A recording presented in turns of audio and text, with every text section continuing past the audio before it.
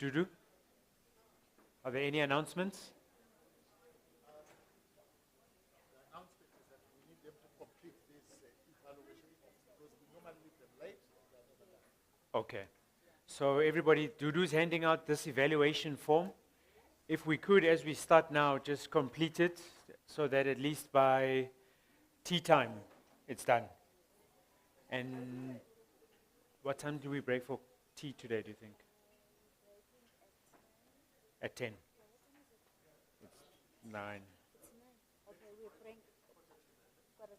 Okay. All right, so we'll break at 11:15. And then lunch is at 1 o'clock.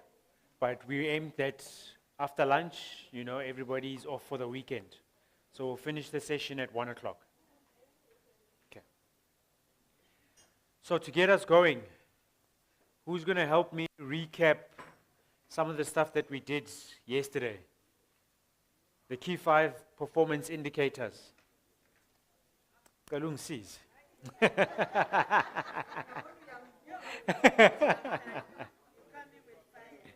Sis Noma? Okay. Noma's got a good suggestion. We get one KPI from different people in the room. Give us one. It's the 30% compliance for the primary beneficiary. Yes.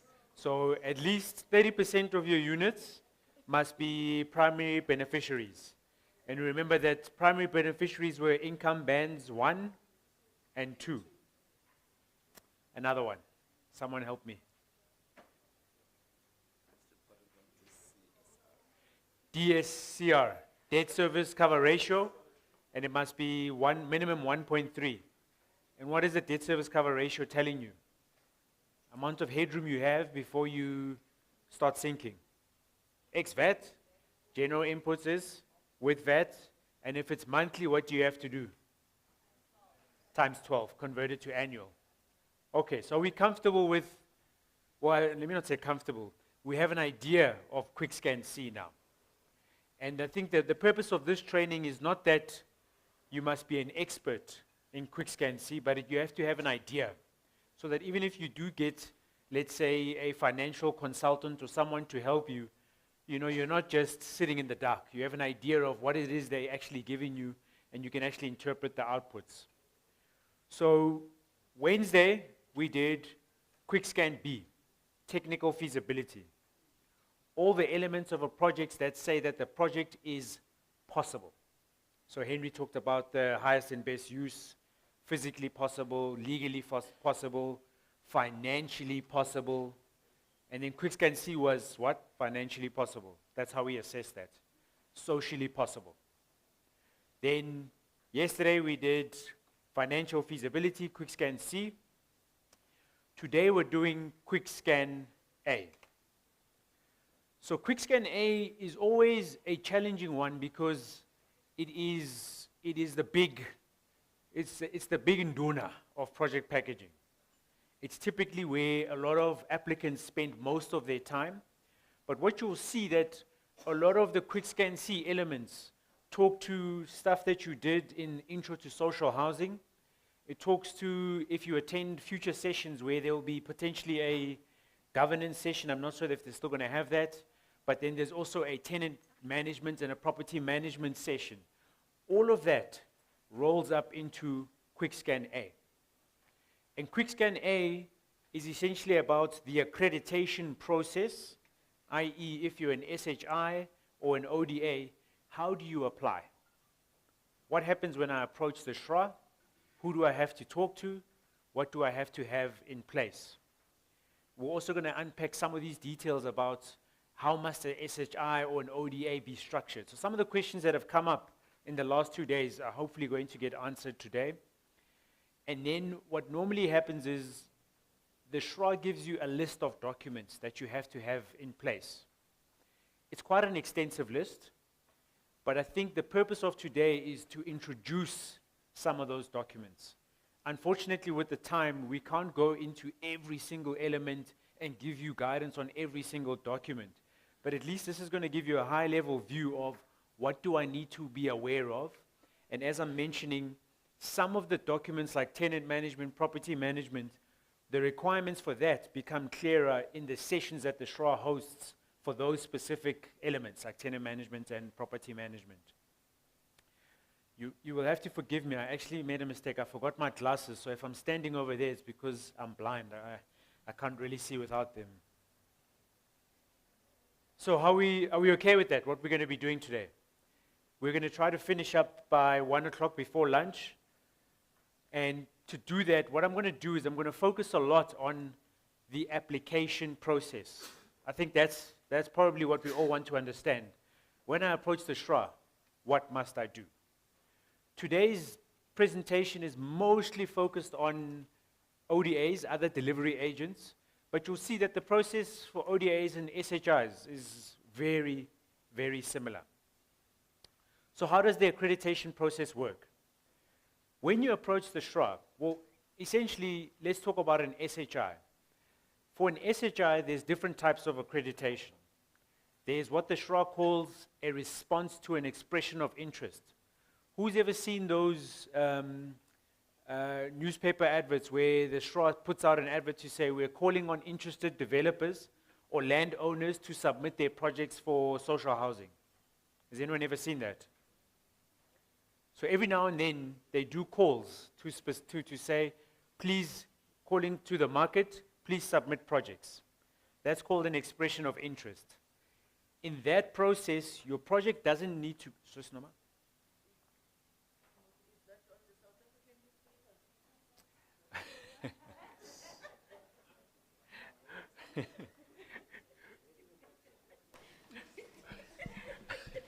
Okay, it's on the gazettes. I just wanted to find out because I've never seen that. Like, is it maybe from South Africa and advertised somewhere else? It's there, eh? It's there, yeah. All right, so the expression of interest is basically saying you don't have to have a fully packaged project. You have to have at least a parcel of land that you have identified, and you have to have an action plan of if it's not zoned and ready, what are you going to do to get it to at least where the land uses are in place. All the other stuff that is required doesn't have to be in place. So it's basically just an initial discussion, and then they will review a project and give you the project assistance to get it to a point now where it's a packaged project. That's step one for SHIs, typically.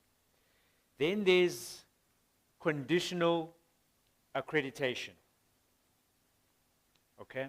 So conditional accreditation means that you have, as an SHI, submitted a project. You've done quick scans. Essentially, you've done quick scan A, which is you as an organization. So how have you set up your SHI?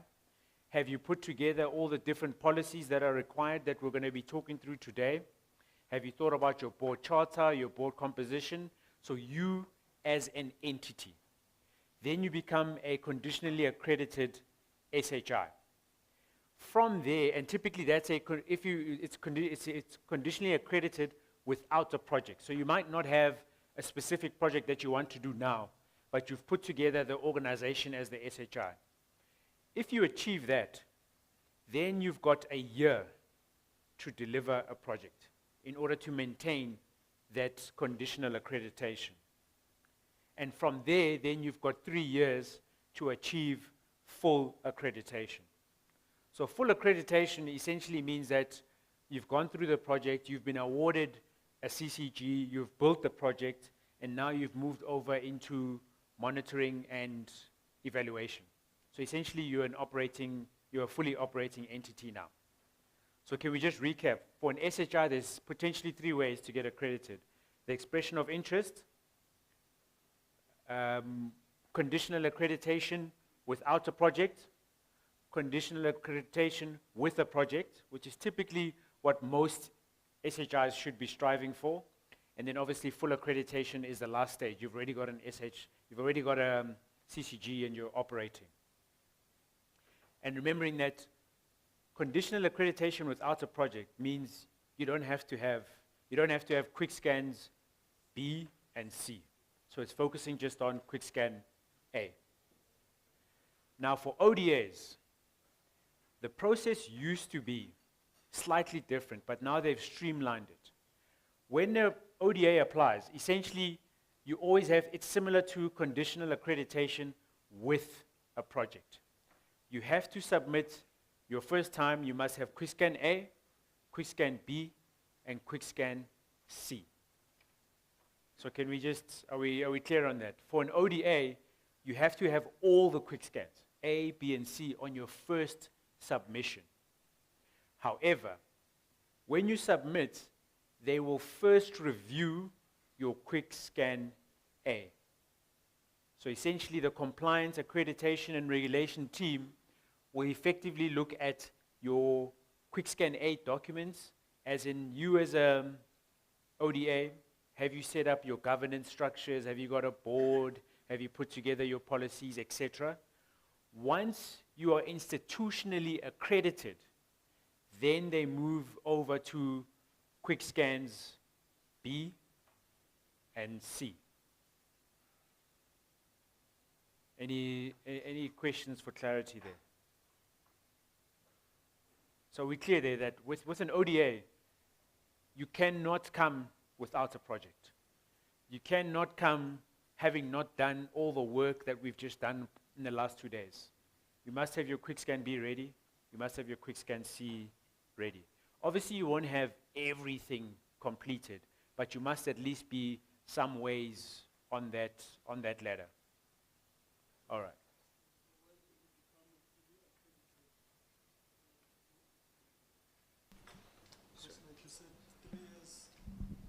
Thank you. Morning. You said 3 years for SHIs to be fully accredited, Yes. but what about ODAs? So essentially with an ODA, remember the full accreditation is essentially what it's saying is that you have completed a project and you've gone through all the requirements for monitoring and evaluation. With ODAs, once you've done your first project and you've completed it, it's operating, it follows the same process of monitoring and evaluation. What then happens is in ODA is every time you bring a new project, you aren't required to submit the full ODA. You are required just to submit any changes in your corporate structure.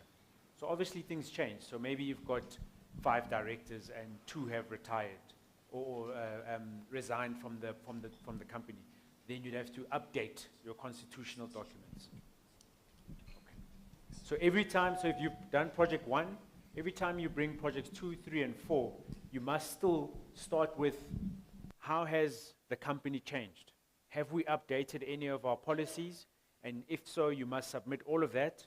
And once again, it goes to the institutional accreditation. Then you move to projects accreditations for specifically projects B and C. Just to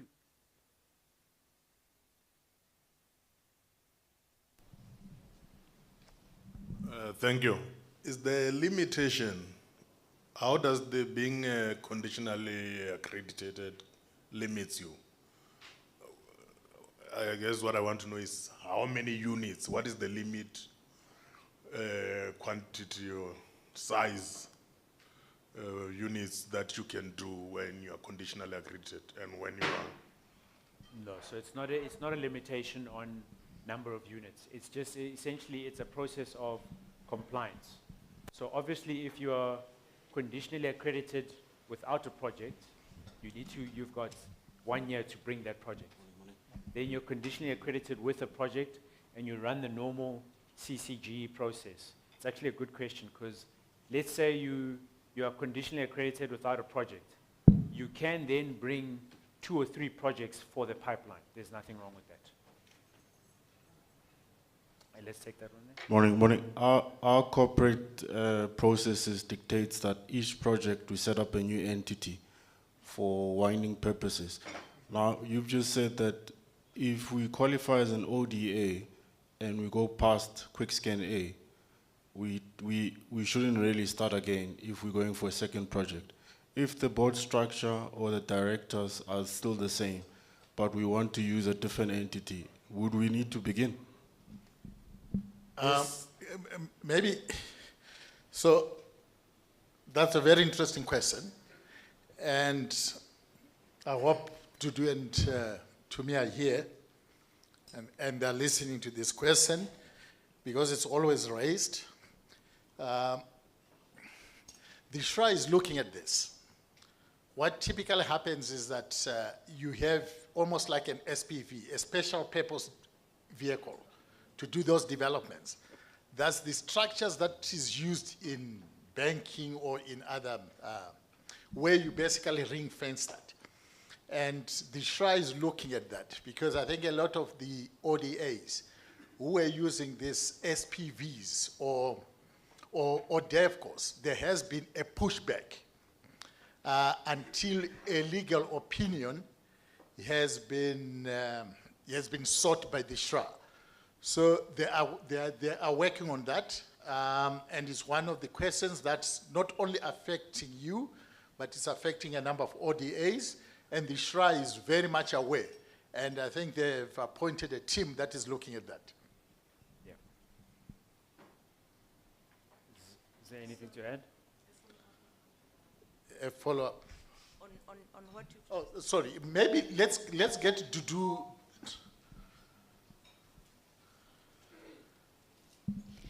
Apologies for colleagues that are not here to answer those questions, but my suggestion is that you engage with Shilombe or Sanele in terms of your structure of your organization, how you want to bring it in. Then they will be able to explain for you what is going to work for you or is not going to work, so that they can also be able to explain the approach that they want to take in terms of the SPVs. So their email address, I'm just going to... I've got a slide there. I'll put Okay, it got up. a slide. Okay, thanks. Thanks, Dudu.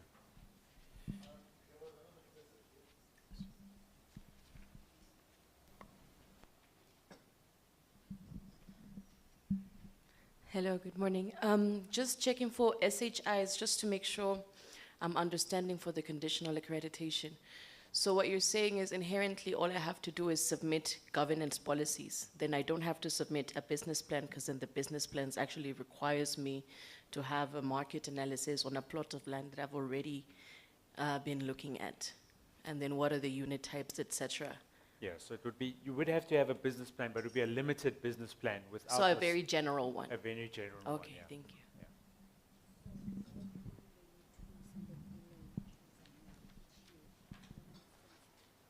PEC. Okay, okay. All right, so now when you first approach the SHRA, where do you start? So let's assume you're an ODA, you've done some of the work for quick scans A, B, and C. The first step is you send an email to you're saying Zanele at the SHRA. And then what you'll do is to say, hi SHRA, we are ODA Pty Limited X. We have a project that is called ABC House. It's in Gauteng and it's located in this restructuring zone. Please can you send us the project packaging information? So that would be the basic email you would send. They will respond with an email giving you a fact sheet. So it's about a 3-pager, and essentially what you're required to do is to put in your ODA, your SHI's company details, the name of the project, where it's located, a quick description about the project, how many units you are doing, why it's a viable project, and then there's a very short project readiness assessment. For example, is bulk available? Is there an EIA that's applicable? And then what they do is they give it a grading of project readiness. You then send that back to Zanele, and also I think it's Sanele and Shilombe, who are part of the CARD team, the Compliance and Accreditation team. And they will then come back to you and say, based on your fact sheet, this project is ready to be placed on our pipeline. However, they will then also give you this minimum criteria that you have to meet, which Henry, I think, talked a lot about this, that it must be medium to high density rental stock. We've talked a lot about what the medium to high density means. So just to recap, if it's a farmland with 30 units per hectare, does that qualify? No. So what would qualify? 80 and above, plus minus. So typically it's 3-story walk-ups to 4-story walk-ups and high-rise buildings. Okay?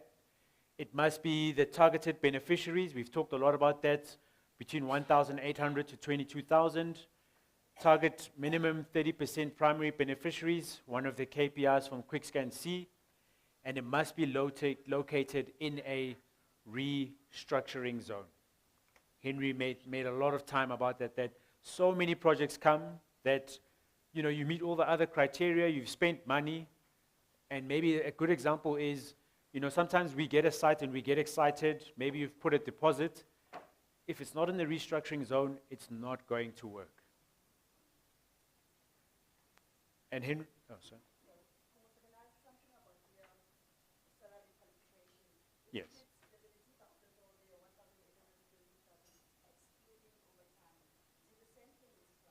Is it inclusive or exclusive of overtime? It's gross household income. Gross. Okay, Gross, thank you. yeah. But gross, you'll have your packs and your overtime.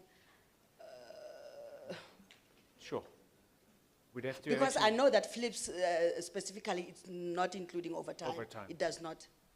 We'll have to double check that on overtime. So it's definitely gross, but how they treat overtime, we'll have to double check that. Okay. And then you must demonstrate commitment from municipality and provincial support, right? Good morning, Commissioner.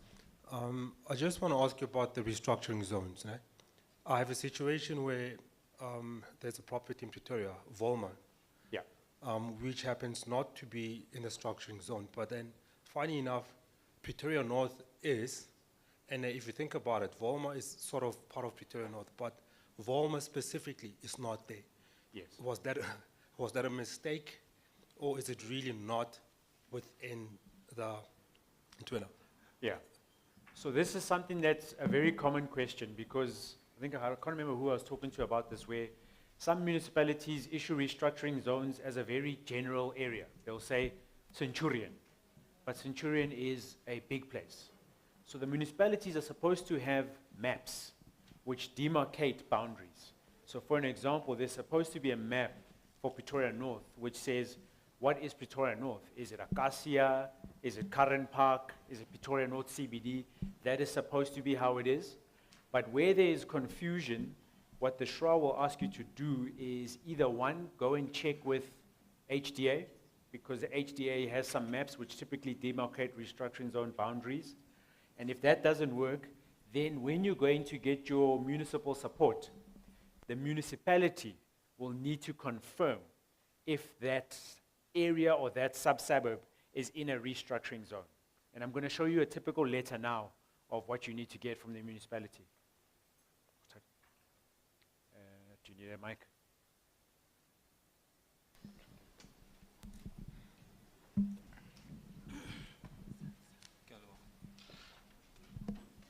All right, Khomozo, just to further assist your response to the gentleman.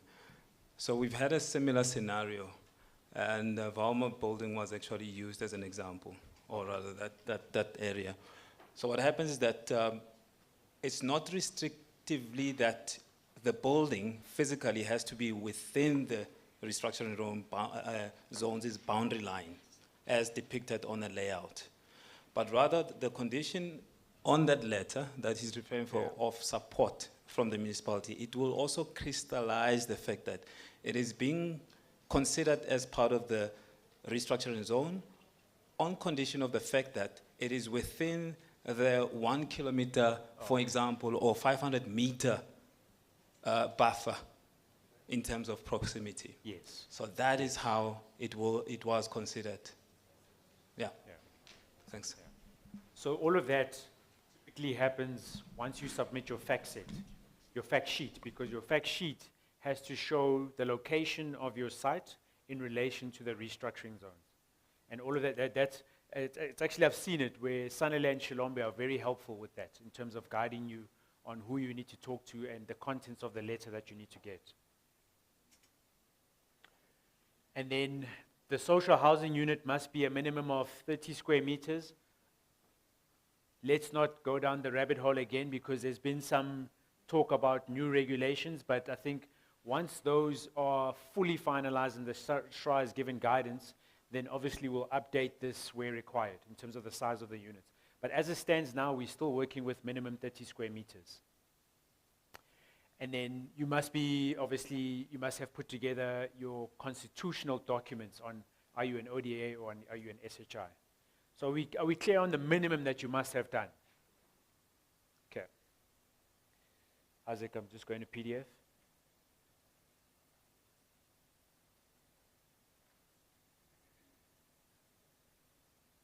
So that's just an example of a letter of support from a municipality. And we talked a lot about who do you go to for this letter. The easiest would be Department of Housing at the municipal level, where, and some municipalities aren't structured the same, but ideally it would be Department of Housing. If not them, then the IDP department, Infrastructure Development Planning, and if not them, then the Planning Department. Because obviously the Housing Department talks about where they want to prioritize different types of human settlements, and then IDP and Planning talk to the spatial development framework for the municipality. And you can see here they've talked about, does it align with the municipality's spatial development framework? Is it in a restructuring zone? And is there bulk infrastructure? So obviously, a lot of the time you will get pushback from municipality because they can't just tell you there's the sufficient bulk infrastructure. Who can help us as to how do you get confirmation of bulk infrastructure? Where are the engineers? TAL planning. But what do you normally have to do? Is it not that stuff that we did in QuickScan B? Services investigations, where we would have to go and say, you know, this is the concept that we have. Potentially it will need this amount of water, which means we'd need this amount of water pipes, sewer pipes, etc. You then submit those services investigations to council, and they respond to that. So, you know, there's a lot of times where people say the municipality is not helping us, but they can't just give you a letter that says there's bulk infrastructure, because you need to do some of the supporting work to get to that conclusion. Okay. And then there's another one from Cape Town where it talks that the project, this one isn't as detailed, but it talks to the fact that they support this entity and the project is catalytic. They don't really talk about the fact that it's, well, they do talk about that it's in the restructuring zone, but they don't talk about the bulk infrastructure. So the bulk infrastructure in the municipal support isn't that important because that actually comes from your services investigations. So if everyone can have a look at this one, I mean, this is a letter that we actually got from one of the members at PDNF, because they said, this is a letter that makes it very straightforward. It ticks all the boxes. Are we comfortable with that?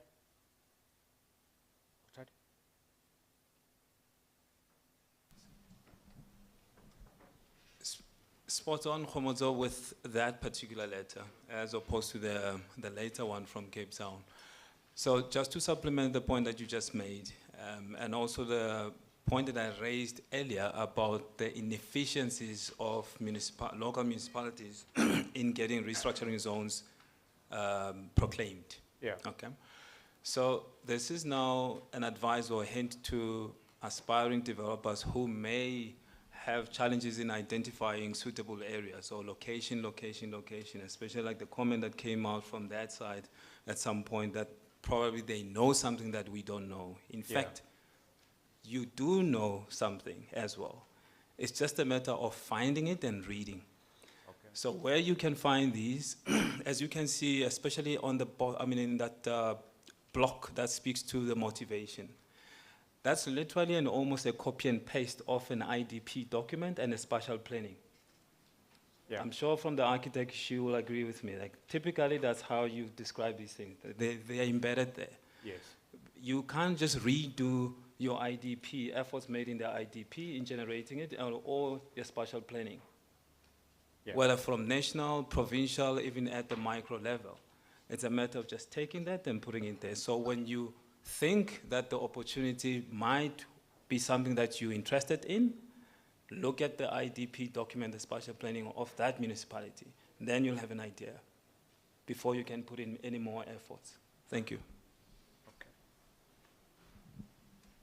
So, to go back to this slide then, I think this is it's a very fundamental step, making sure you have these in place, and specifically the restructuring zones. How are we feeling? Good. Okay.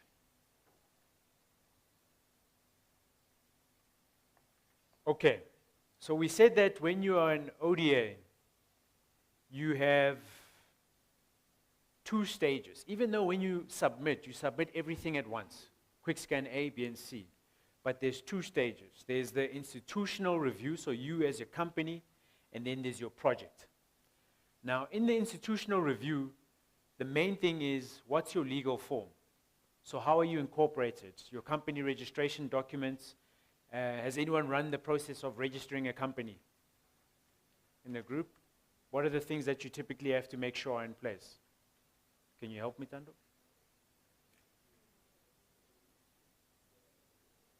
Sorry. So when registering a company, so use a site called CIPC, and Yep. then they'll need the number of directors, certified ID copies, proof of res, and I don't know if I'm forgetting anything. Yes. And then you get your CK registration document. Yes. And with that comes a memorandum of incorporation. Yeah. Right? And then you would get, hopefully, you can get a tax clearance. Right? So those are the basics that you have to have in place. We've talked a bit about the SPV for social housing stock. As we said, we will get more guidance from the SHRA as to, when companies still want to use SPVs, what is going to be the policy going forward. And then your governance. You have to have a board. They've been, in the past 2 days, people have asked me, in my board, do I have to have a legal compliance person? Do I have to have a financial manager? So the idea is that if you're a startup, you don't have to have all the board positions filled. You have to have the basic ones. So if you're going to have a CEO and maybe a director of strategy just to get going, but then you have to show what your board looks like now as a startup and what your board will look like in future. For example, when you finished your first or your second project. So just to be clear, it's not expected that you must have a board that is the size of a Barlow World or Johannesburg Housing Company, because those are fully fledged developed businesses. So you don't have to do that. But what is important is you must have a diversity of skills in your planning for your board. So in your team, they always say, Henry and I, if both of us like to play golf, does it help if both of us are on the board? Because we'll never be we'll never be at work. We'll always be on the course. So there must be a diversity. You need to have someone who's got legal skills, someone who's got finance skills, someone who's good at property management, tenant management. But remembering that that's your future board. Not everyone has to be on board from the word go. Okay? Then you have to have draft directors' appointments. So Tando was saying you have to list who are the directors. So when you start off, if you've got 2 directors, you must have draft appointments. Now, I know it's daunting because it's, where do I get all this stuff? Where's all the templates? The SHRA on the website has a section called toolkits. Under toolkits, there are templates and there are manuals. So for an example, there's a toolkit template for directors' appointments. There's a template for board charters. So all that's there on the website. And in those templates, they list out everything that you have to have. However, you cannot cut, copy, paste. Because sometimes what happens is a lot of those templates are tailored for an SHI. Then Khomotso is like, but me, I'm an ODA, I cut, copy, paste. The details don't talk to each other. Right? So do not cut, copy, paste. However, all the templates are on the website.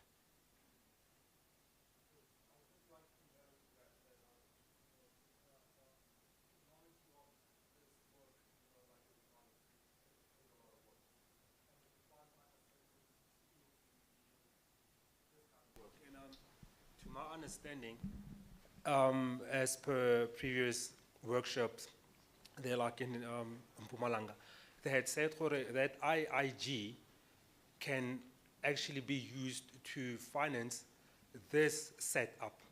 So for those that don't know, they can make an application, and then for that IIG, which can then be used to be helped to be in that position of having those documents in place.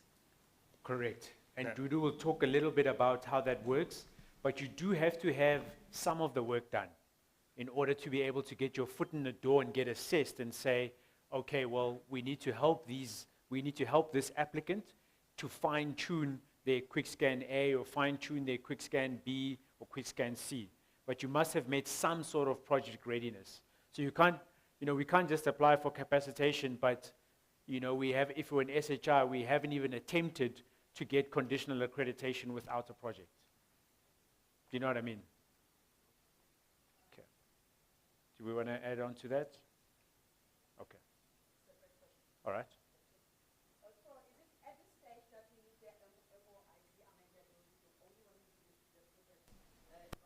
Or accreditation part, that then I can have the MOI amended. Well, if it's a new company and if you're an SHI, Existing? Okay. if it's an existing as an SHI, ODA. so you'll see now that the amendments to the MOI come specifically under SHIs. I'll get into that now. Okay. And then you need to meet transformation targets. So we're going to talk a bit about the transformation targets now. You must have a long-term strategic business plan. Who's done a business plan before? Like, can we just throw around some ideas on what a business plan entails? Executive summary. But what is a business plan? What is it?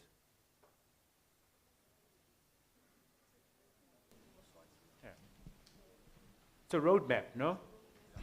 It's a roadmap to say Yeah, this. my quick answer to what is a business plan, I can say, everyone knows what's a CV. So a CV is for yourself, but a business plan is for your business. That's Okay. it. Yeah, I like that. Yeah, I like that. So, is there a question here? Okay. So essentially, the business plan is it's a roadmap. Who are we? What are we about? Where are we going? What do we plan to do? What are the potential risks? And how have we assessed the market, in summary? Okay. And then organizational performance management. This is one that sometimes can be very murky as to what does that mean. But essentially what that means is once you're up and running as an SHI and ODA, how are you going to manage the performance of your business? Who's ever seen a financial report from the city or from JHC, and they have these KPIs of what is the vacancy level that we're going to target, what is the rent escalations that we're going to target? That's on the property element. And then on the human resources, what is our turnover of staff? How many times are people leaving us? How many people are joining? What is our measurement of fraud in the business? So that's all performance management. And I think the reason I was mentioning earlier that there are templates on the website, as a startup, you will not have all of this. But the aim is to build a policy and a map to say, we're going to do 100 units, and we won't have the capacity to do everything there, but we've got a plan to say, once we get to 500 units, it means we will have increased the number of people working in the business. Who's ever managed a team? I'm sure many of us have managed a team here. And is it easy managing people? And that's what the performance management is. To say, once you start growing, how are you going to capacitate yourself to manage your team? Operational policies, that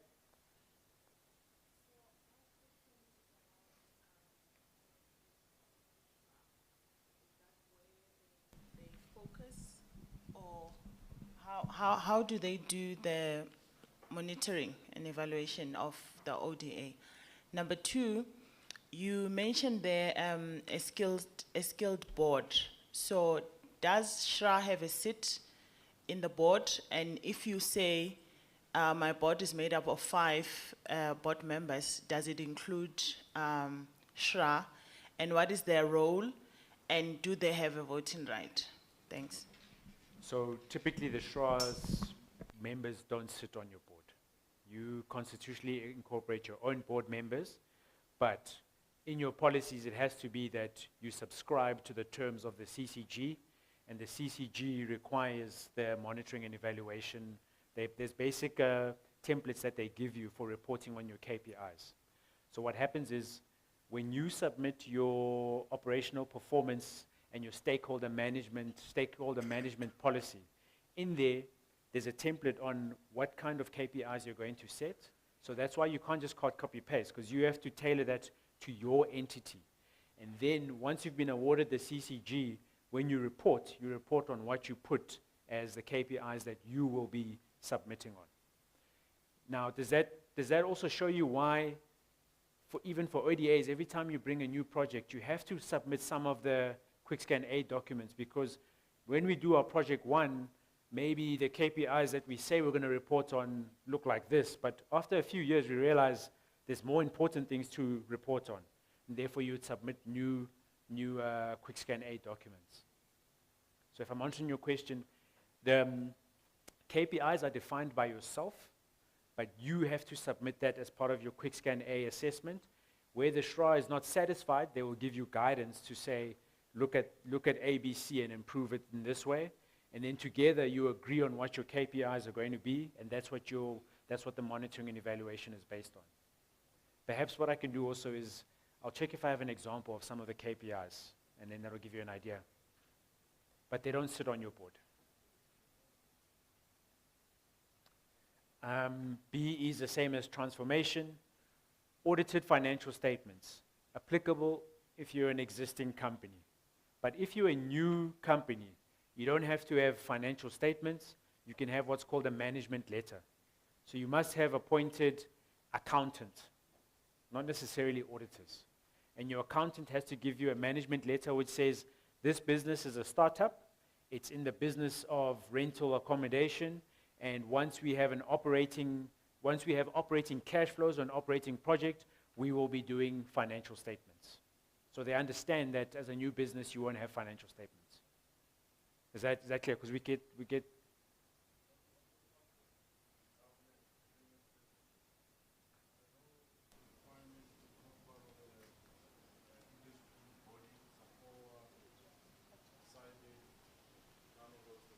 Not specifically, but I mean typically, to be effective in the industry, you'd want to be part of those bodies. Okay, and then if you were corporate, the CSD thing, is it a requirement? Is there a pack on the returnable docs that an ODA would be requested to bring forward? And then lastly, I just had a thought.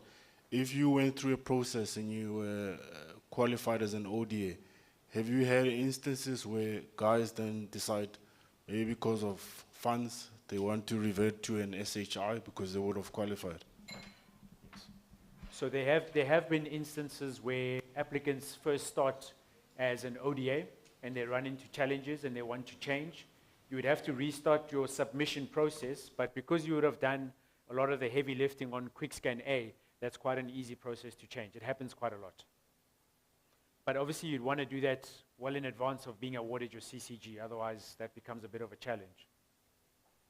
In terms of CSD, I'm not aware that CSD is a requirement for SHRA, is it? Not CSD, but what you need to do is to make sure that you have got all your tax clearance, Yeah, valid tax clearance. yeah. All right, so that's on your institutional process. And that's the first thing that the SHRA is accrediting, you and your team as a business.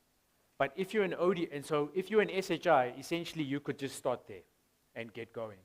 If you're an ODA, you must also do the project. This is a recap of everything we've been doing so far. You must have proof of land ownership. You don't have to own the land, but you have to have an offer to purchase.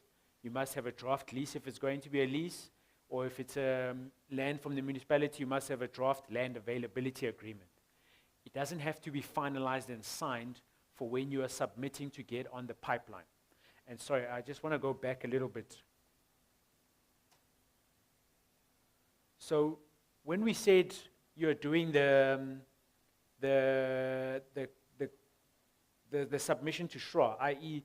you've just approached them and you're talking to CA, Compliance and Accreditation, you're talking to Sanele and Shilombe.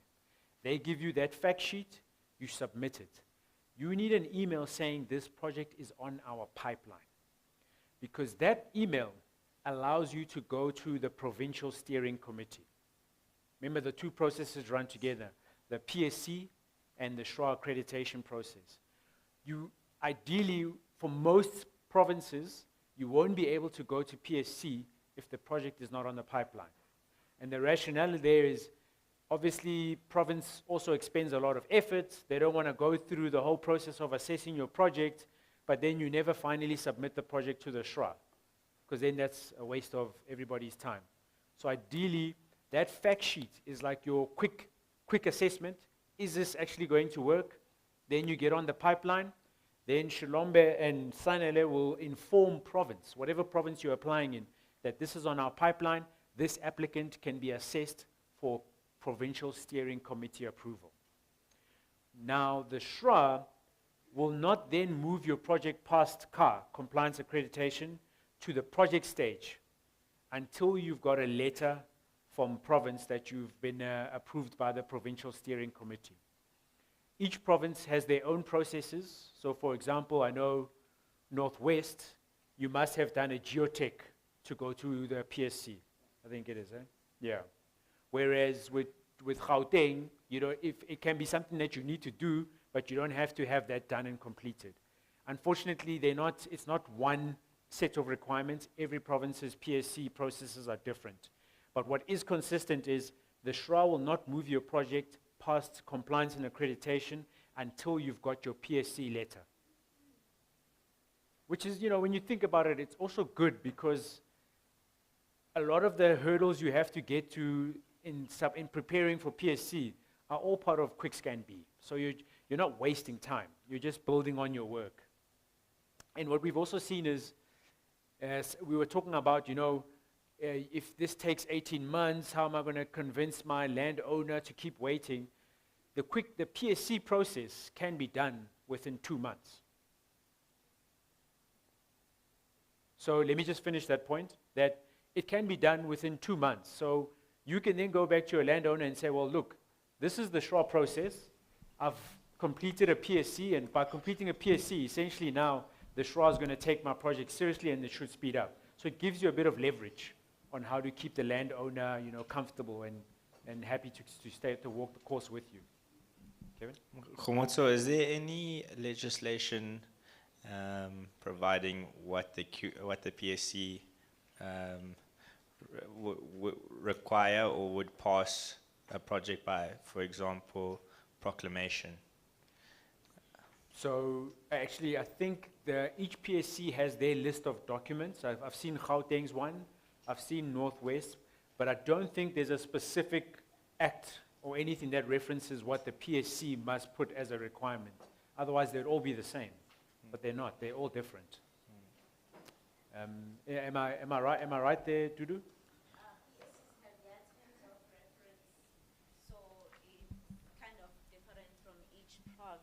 In terms of what is covered in their terms of reference and the requirements for the projects that are submitted in the pipeline.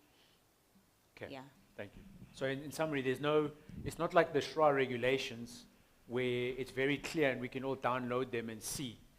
They are governed, they come up with their own terms of references and their requirements. However, I think I've seen John from SHRA, from the sector development team, has a list of different contacts at each provincial PSC, which you can then use to reach out and get their terms of reference. Can I go? Okay, where's the question? Yeah. No, it's not a question. I was just saying, I wanted to say to him, because they all have different requirements, but I know there's 3 basic requirements. You need to prove the ownership of the land, or like a PTO, or whatever the agreement is, or a lease agreement. The second thing is a support letter from the municipality. And the third thing is you need to have packaged it. And I know the one in KZN, they've got 2 PSC. There's a technical and an ordinary one. So you've got to go through both. But I know Gauteng, you don't do technical, and the other one, you just do one. Okay. So there's 3 main things that you need to have. Which I suppose talks to this list. So if you're making sure that before you get going, you've met this list, you, for the most part, you will, I think, you can correct me, Kevin, but if you meet this list, you'll get through Gauteng PSC.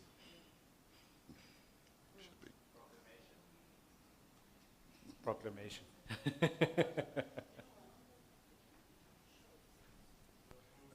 Just a point. Point? On the PSC side of it, I think you should really aim to have about 6 to 8 months. Okay.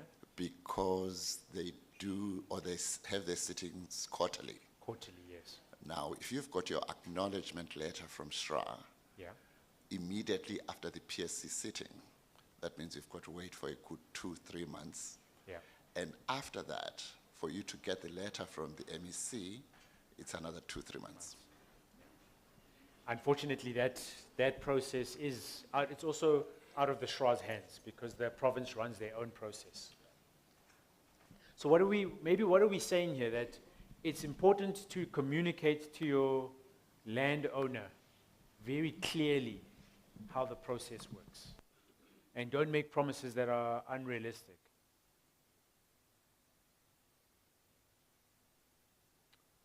Was there another one? There's a question there.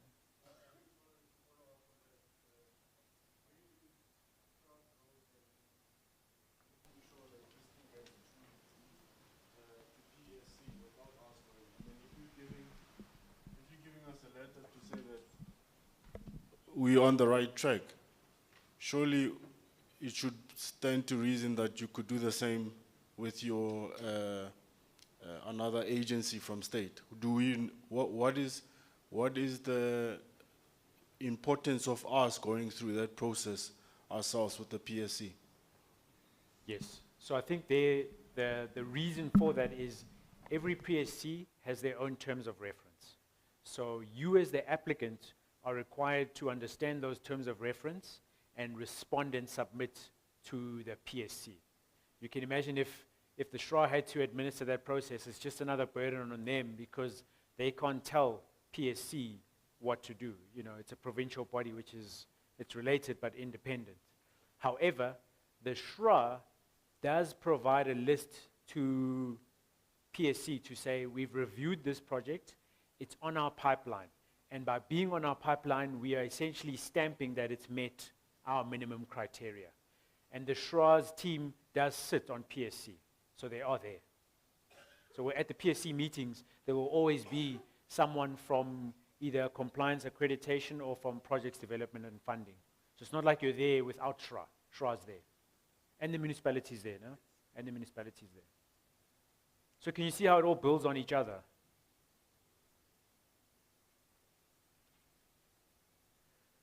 Okay, so then transformation. I won't go through all of these because we've all seen the scorecards, but the message here is that transformation, the SHRA will not accept the message of we can't find black skills. That's done. It's over. And always, they're also always going to push for more delivery in terms of transformation. So I think I don't know if there are anyone who's completed projects, but 3 years ago, you would have got away with a contractor who's BE4. And a lot of times the argument was because those are the people that maybe have CIDB 9. That's not on the card anymore. Minimum is BE level 2. Preferred is BE level 1, obviously.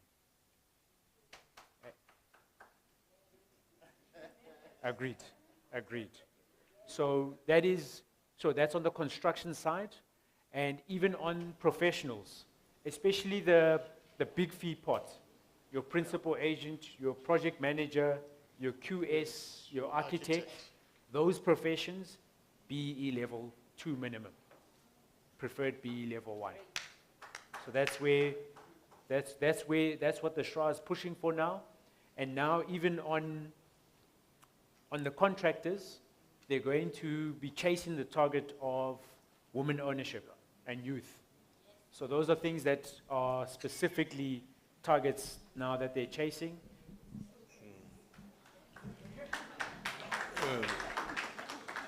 Thank you. Does SHRA have a database of these professionals?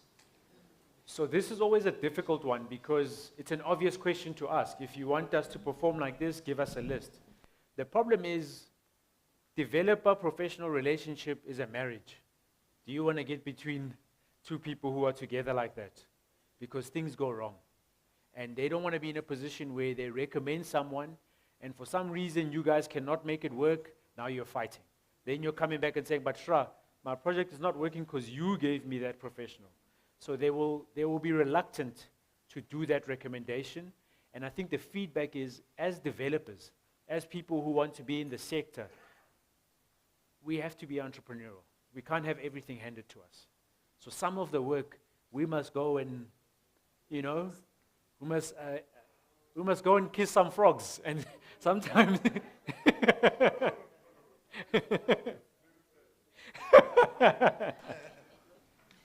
look, I think ideally, Brian did say on the first day that, well, this is a professional.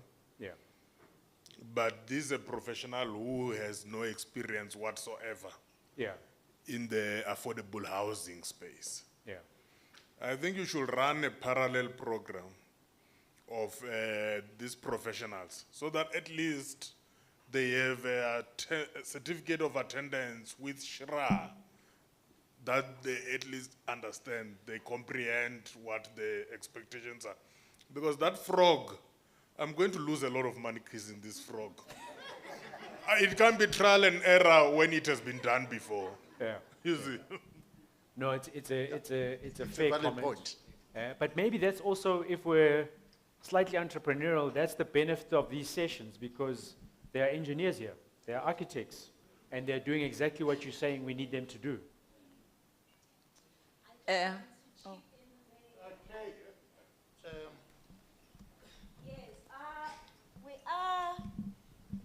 Last year, we did a session on supplier development training. And unfortunately, only about 3 people turn up. So we are going to be running such sessions in terms of, because there are other opportunities within the SHRA, okay? We work a lot with built environment professionals or business, business planning professionals, development and around strategies. So if you are interested in going the route of a service provider, there is a web email address that you submit your profile to, then they will route it to our supply chain. But we are going to be running sessions that talks to enterprise development. Okay. Thank you.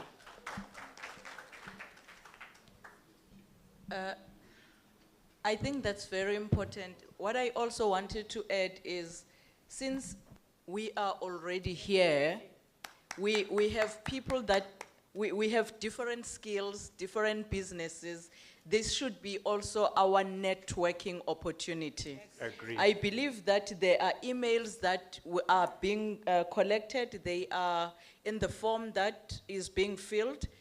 This will assist us to know. We know that there are quantity surveyors, there are architects. So this is our opportunity to know this person has already been trained. Yes. And I can use Norma and Bowie Properties. I'm sorry to advertise myself. I can use this company, you know. So I think let's also use this opportunity effectively, additional to what is there. Thank you. Okay. So now, Your network is your net worth. I want to spend a lot of time on this slide because this is the process. This is what you have to do. So when you submit, let's have a sense. You have to have, who can help me? When you first approach the SHRA, what are you going to do? I won't pick on you, Thando. What are you going to do? Fact sheet. You're going to get a fact sheet. The fact sheet is a quick assessment. Where's your project? Who are you? Is it in a restructuring zone? You have to have a location map. Yeah? Actually, a lot of people get stuck there because you know, if you've got a picture of your location, then you've got the restructuring zone, how do you match the two? The easiest to do is to, you know, get someone who's good at computer skills and they can map it out on the restructuring zone where your site is located to show it's in a restructuring zone. That's the fact sheet. You send that off to Sanele, she comes back, you are on the pipeline. When you're on the pipeline, where do you have to go? PSC. Okay, now you've gone to PSC, and in that process, the SHRA will be starting. They won't really advance with CAR. Most of the time, they're going to wait for you to finish the PSC process because the two build on each other. But now you're going to CAR, what's called Compliance Accreditation MANCO. MANCO is essentially their subcommittee for that division of the SHRA. They're going to look at the project, assess it, where they are. And remember, this is just, what's CAR looking at? They're looking at Quick Scan A. They haven't got to your project yet. It's Quick Scan A. They're going to look at, are there any glaring things that are not in place? So we go back to this page here where we said the legal form. Maybe in your documents you're saying you are an ODA, but you're submitting company documents for an NPC. So something's wrong there. The issue of the SPVs, they'll probably be assessing that once they've decided. Your board, they're going to say, have you got a structure for what your board is aiming to look like? Who are the directors going to be, and is there a diversity of skills? So that's really, these items is what they'll be looking at.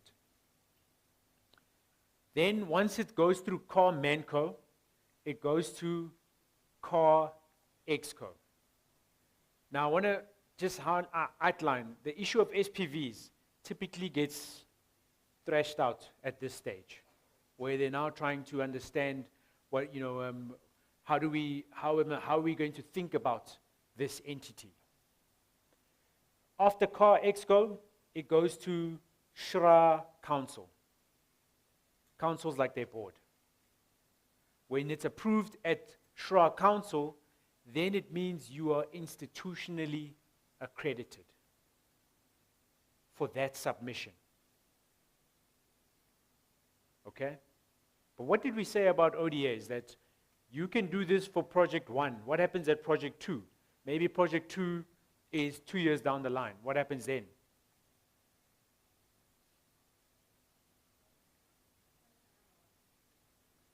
Starts another one. But what happens? What do you have to submit? The changes in your document. So you don't have to go and do everything again. You just have to submit the changes in your documents. You asked me about the monitoring and evaluation. So part of monitoring and evaluation is that we have to do when you submit, you must do a business plan. And then annually, you do an annual plan, which is essentially just a summary of your business plan focusing on what happened last year, what are we going to do next year.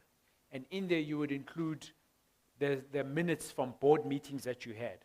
So obviously as a startup, you're not going to have a board meeting every 2 months. Maybe you're going to have quarterly or every 6 months. In those meetings, you're going to have ideas and plans that you're going to be thinking about and planning for. That whole summary pack goes into your annual plan, which gets submitted on an annual basis. And in there, you're also going to have what they call a template for reporting to stakeholders. So who do you think, as a SHR and ODA, you must report to? Who would we report to? The SHRA, obviously, but who else? Funders. Who else? Municipality, human settlements. So probably starting out, it won't be all of those stakeholders, but at a minimum, you'll definitely be reporting to your funders, right? You'll be sending them management accounts, and maybe they'll ask for like a write-up on what's happening with the project. We haven't talked about one that's quite important. Who's your client? Your tenants. So a big part of the SHRA tenant management process is what we call community development and tenant management. And in that is basically how do we engage the community around our buildings. So I mean, and you know, there's sometimes some SHIs will do that in-house. There are service providers who you can outsource that function to. So for example, I don't know if they still do it, but JHC, they have a community development arm that does community development for JHC, Johannesburg Housing Company, but previously they also used to do it for other players in the, so third-party players, other people in the social housing sector. So we have to report to all of those. The community, example is, I've seen some projects where they've got GBV management initiatives, whereby they get a local representative who's a social worker who comes and assists, maybe on a monthly basis. So those are the kinds of things that you have to report on. And now you get to this stage. You're climbing the mountain. You have been institutionally accredited. Your project then moves from CAR, which is Compliance Accreditation Regulation. It moves over to PDF, Projects, Development, and Funding. That's a bigger team. So CAR is mostly just Sanele and Shilombe. There might be 1 or 2 people changes, but CAR has a much, much bigger team. And this is the team that looks at your project, which is quick scans, B and C. Agreed, right? Now, there's the main 2 steps for PDNF is Project Accreditation Committee and your Technical Evaluation Committee. The Projects Accreditation Committee looks at, is everything that you had to submit under QuickScan B and C in order? So that full list for QuickScan B, have you submitted everything? And does everything talk to each other? That full list that you have to submit with QuickScan C, have you submitted everything? And does everything talk to each other? It's quite a detailed assessment. If you get through PAC, the chances are your project is 65% going to get approved, because it means you have done most of the work. There are challenges that happen where, I think you've heard one of the developers there talking about proclamation, where a project can go quite far, but it hasn't been proclaimed. So what do we mean when we say it's been proclaimed? It means there was a township establishment, it was farmland, then you were moving it from agricultural to, call it residential 4, residential 3. But the proclamation means that everything is done.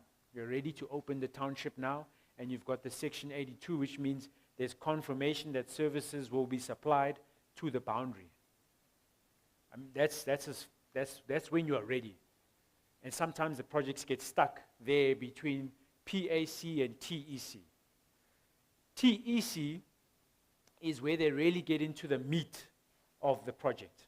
So Henry, in his discussion talked about structural integrity reports. Who remembers that?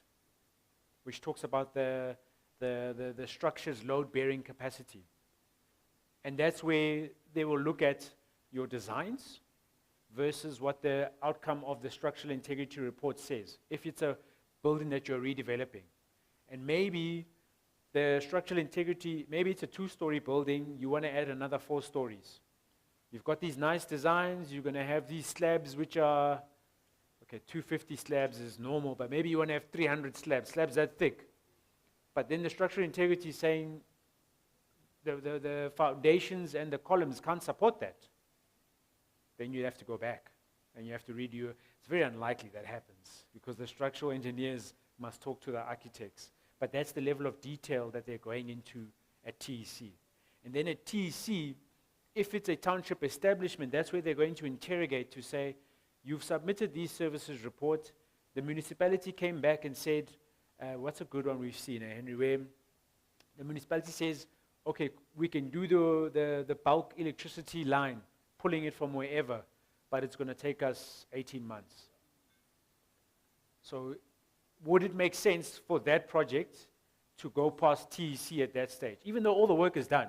But unfortunately, council came back to say, we want to support it, but we can only give you capacity in 18 months. So that's a technical challenge. That's what happens at TEC. Then once you are approved at TEC, it has to go to the investment committee, which is essentially a subcommittee of the board. Then it goes to the council and the board. I think the SHRA team would agree with me that from TEC, the process is quite fast. From TEC, it's 2 to 3 months max. But getting through PAC and TEC is where the challenge is. Actually, no, getting through CAR-MANCO is challenging because that's where they're assessing your full quick scan air. But once you've got that institutional accreditation, you're 50% there. Then getting through PAC and TEC is also challenging because that's where they're interrogating your project bit by bit. They're unpacking it. Anyone have any experience of TEC? What was your experience? Can you share with the group? But was it rigorous? Yeah, I did move after TEC. We got approval not long. We got CCGA approval not long after. But I just want to ask a question actually. After you get CCGA and you are to amend your scheme, say you value engineering your scheme, and then you come up with some structural changes, do you then have to go back to TEC? After you've signed your CCG. So you sign CCGA, yeah. and then you value engineer. Yeah. Say in that interim, in that time period, obviously things get more expensive, so you have to value engineer to make sure that you're getting the same product from the grants, and then you change, say, your envelope, found structural elements. Okay. Yeah. Do you go back to TEC? I don't think you'd have to go back to TEC, but you'd have to submit all the material changes. Yeah. Because you do remember that for when you get your CCG, there's then 2 stages. There's conditions precedent and there's financial close. Yeah. The conditions precedent are basically, it's a list of conditions that you have to meet, like you must get your SDP approved, you must get at least a term sheet from your funder, whereas with financial close, it means that now you've signed your loan documents and you can draw down from your funder. But at each stage, you have to update your QuickScan C to show how the costs of the project have changed. But really, that's up to you because the grant's not going to change. So all that's changing is the amount of funding that you have to borrow.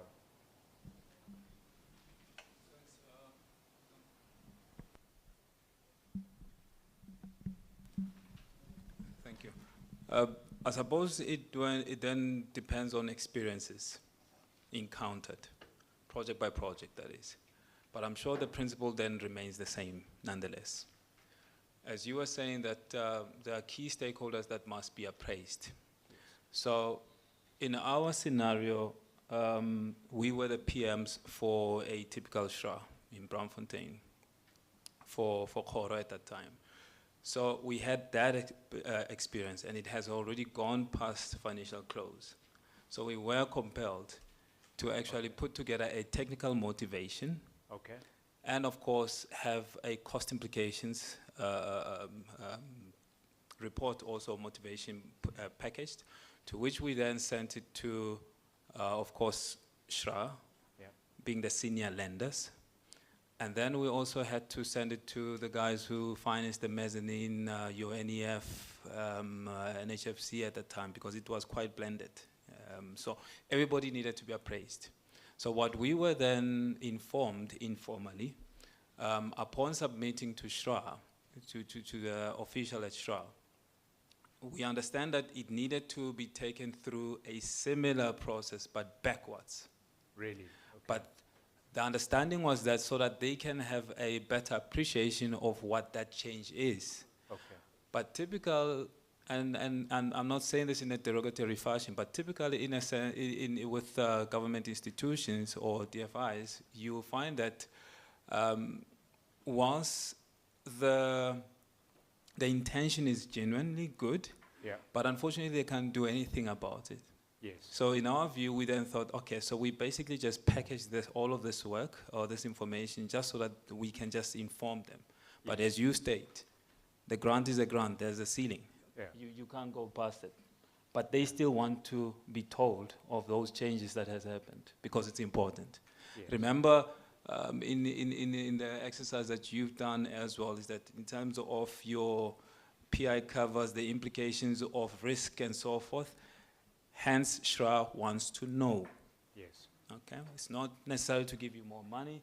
More money, you can at least raise it from your MES guys or your other, or even your debt or your equity for that Yeah. matter. Thank you. Okay, thank you. And maybe actually, I forgot this. From when you sign your CCG, you've got 60 days to meet conditions precedent, and then another 60 days to meet financial close. So I suppose maybe that's the rationale that if you don't meet that 120 days, the expectation is costs are going to change quite a bit, and then maybe you actually have to go back to some of these committees, but I'll double check that.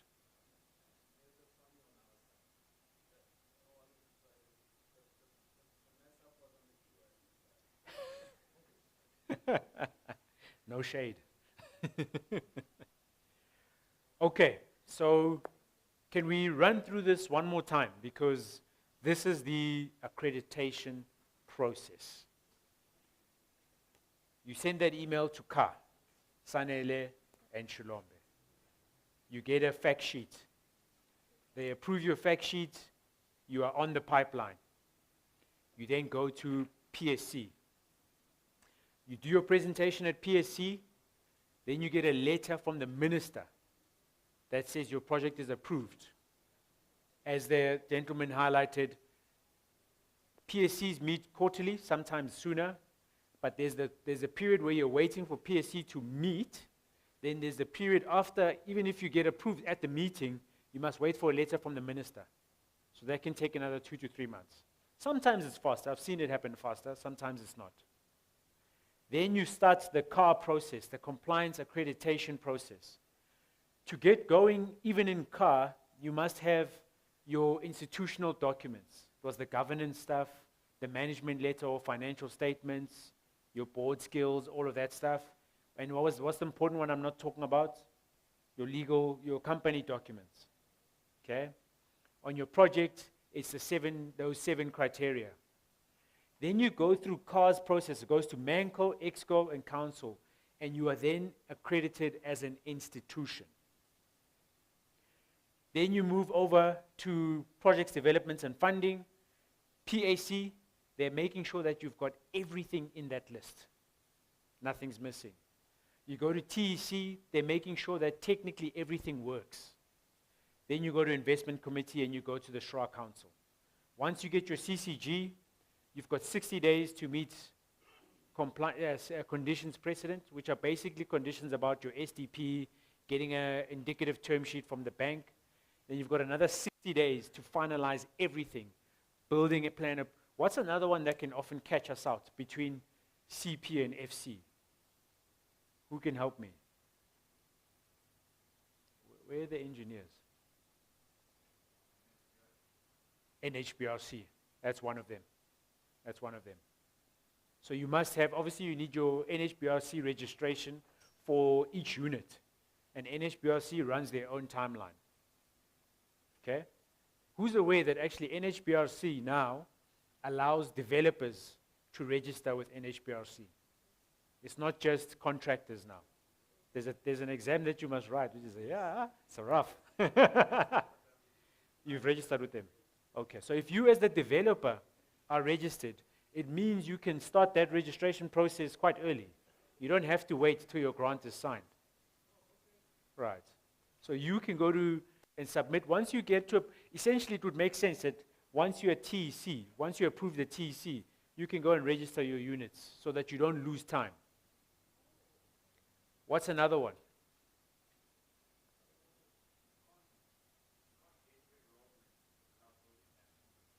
That's the one that I was going to talk about. Building plans.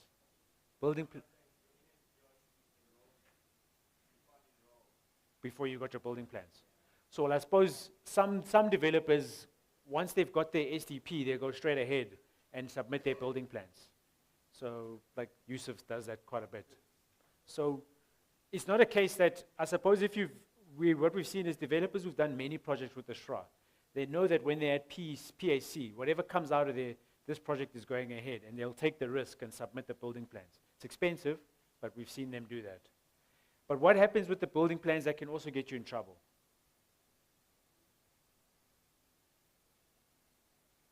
Fire. The fire plan approval. That can get you in trouble. So it's important to get all of that done as soon as possible. But what Kevin is saying is that I suppose if you're not in a position where you have a lot of the own equity, you would have to wait for the grant so that you get the money to submit your building plans, because building plans are expensive. So it depends on how you've structured your business.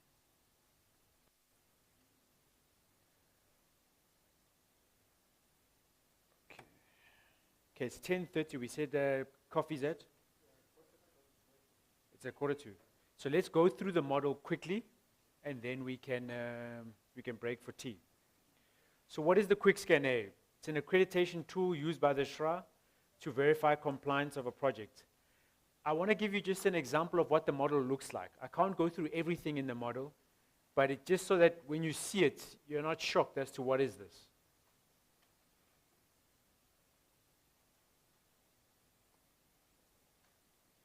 So similar to all the other tools, QuickScan B and C, there's always going to be a cover page that gives you basic instructions. You don't really need to do much there. And then the institutional checklists, you can do that last, but where you mostly are going to work is under this sheet, company info and data. Is it clear? Do I need to zoom in or is it fine? What do we notice about that instruction? Anything that's yellow background, you have to work in. If it's not yellow background, you can't do anything in there. So the first section is your company information, everything that we've been talking about, your governance information, who are your shareholders, who are your directors. Managers details. As a startup, some of this might be very basic. You might only have one manager, one shareholder, one director. That's fine. Accreditation information. Have you been accredited before? Where would this apply? What are the two types of accreditation an SHI can have? Conditional, no project. Conditional, with project. So that would really, that's where this would apply. Then you come to the data sheet. In this sheet here, you have to put in if you had existing projects. This is where you'd fill in. If you had an existing project, where was the project, when was it completed, and year of completion and the number of units. Then you would say what type of development was it a new build, refurbishment, etc. And this is also just about the typologies, the types of units. So this is all just if you've done stuff in the past. You're describing all the different projects that you've done.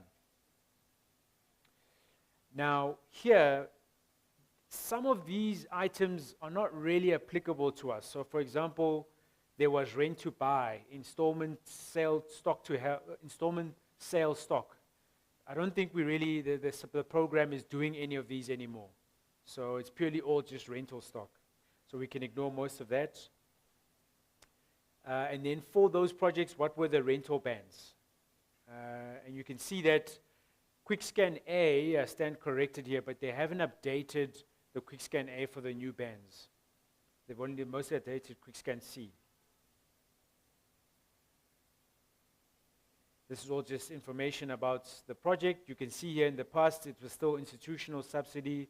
So here you would just, I guess, populate that most of it is the restructuring capital grant because now everything is consolidated.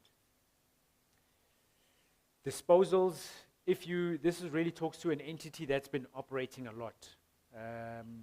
Because if you've sold stuff, so where in the accreditation process would this be applicable? If stuff has changed. So you've done project 1, you come to project 2. If you've sold a project, then obviously you have to resubmit this and populate what you've sold. Okay. Then these are, if you're submitting for a new project, and this is where you would mostly put your focus, the project name, the area, the province, etc., the rental band allocations, and then any future planned projects. So you can see that it's really just a summary of what's happening in terms of your company, in terms of your plans. And then this is a summary of your project rollout and also a snapshot, I'll just go down here, where it's a snapshot of your financial information as a business. So not just as a project, but as a business. It's very difficult to populate because it goes backwards. So normally you would think that you would say 2016, 17, 18, but this one goes current year, then backwards. So just remember that because we've seen it where people have populated it, but it's the wrong way around. Okay, so it's got your project revenue, external income sources. What is that? What do we remember from yesterday? This is the income statement.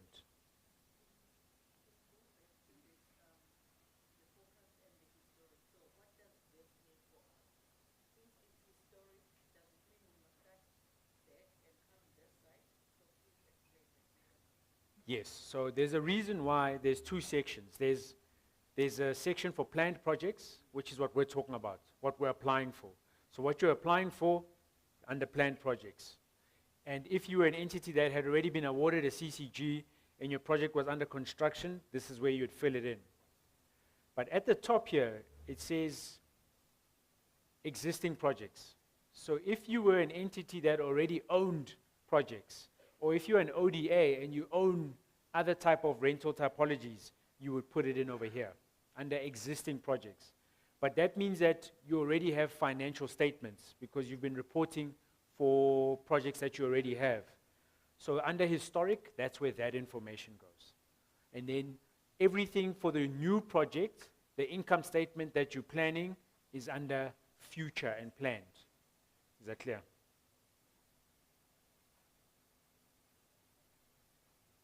So you'd put that in, and in there it's got stuff, basic, everything we talked about yesterday, direct operating costs, overheads, your debt service, which is your repayments on your loans. It's got the assets, non-current, current. So I think it's everything that we talked about in QuickScan C yesterday, but at a company level. And also it's got a section for your loan portfolio. At the bottom here, it's got a section for you to fill out your staff composition. You know what we've seen the easiest way to do this is, because it's a lot. But part of the QuickScan A submission is a business plan. Remember we said it's a long-term business plan. When you do a business plan, what do you have to do? You have to have a financial model. And that financial model has to have forecasts. It must be an income statement and it must be a balance sheet. So the best way to do it is finish your financial model for your business plan. Then all of that information, you're just going to paste it here. instead of working the other way around. Is that clear? Okay. And I think on that we can break for tea.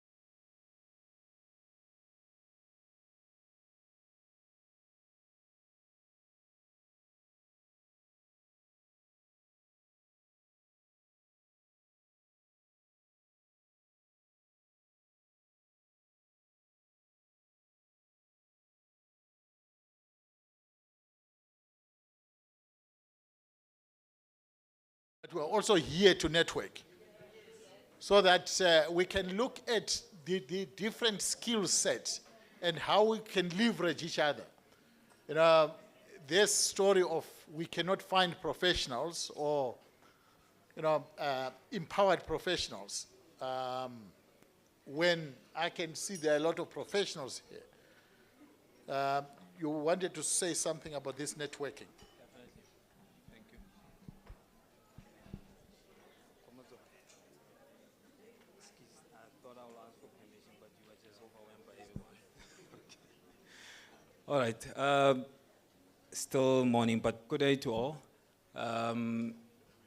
For the benefit of those that I have not had the luck of introducing myself to, and of course vice versa, my name is Khotadi Magena from Urban Legends, Project and Development Managers. So, to Brahenry's point or remark about your network is your net worth, it is true. It's not a fallacy. I think if you have walked the trail for a while, you would know that best. That motho ke motho ka batho. Okay? So we tend to, most of us here are professionals, business people, and so forth. So it's easy to forget some of those basics, some of those grounding rules of life, or principles at least. So, but I'm glad that some of you obviously still acknowledge that they still exist and they still apply. So here's the thing. My request to you, or an announcement that is being made here, it's not, I'm not going to deliberate for long at this point, but rather later on, is that my plea and my request is that can those who have the time to remain after the 1 o'clock lunch break, okay? Let's take a view when the 1 o'clock hour mark, when we reach it, whether we want to engage at 1, or do we want to go and have lunch first and then come back and assemble, okay? But purely because of the load shedding event that happened yesterday, I think let's rather have lunch first and then reassemble here again, okay? So the intent is quite simple. It is to collaborate, okay? So, khaizedi ke ratile ho tshwaya seo tshwaileng because o tsere kgopolo e ne le mo kgopolong ya ka. And that was last week when we finished the first round of the workshops. My view was that, look, it was rather too soon, too early at that time. Let us see as we proceed with these workshops as to who remains, who's still going to remain true to this journey. Once we get to the end, and once we have shaken hands with most of ourselves, having known each other, I mean, introduced to ourselves, I now know Ricardo, I now know Ngwenya, Ndivu, and others. So that's it. So we can now walk away claiming that we know somebody. So let's assemble after lunchtime and let's discuss this collaboration. Let's make it an actual thing. Let's make it happen. Okay? I'm not lecturing, but they, Brian, really enough, but I saw your hand. Yes. Uh-huh. Oh, yeah. Okay.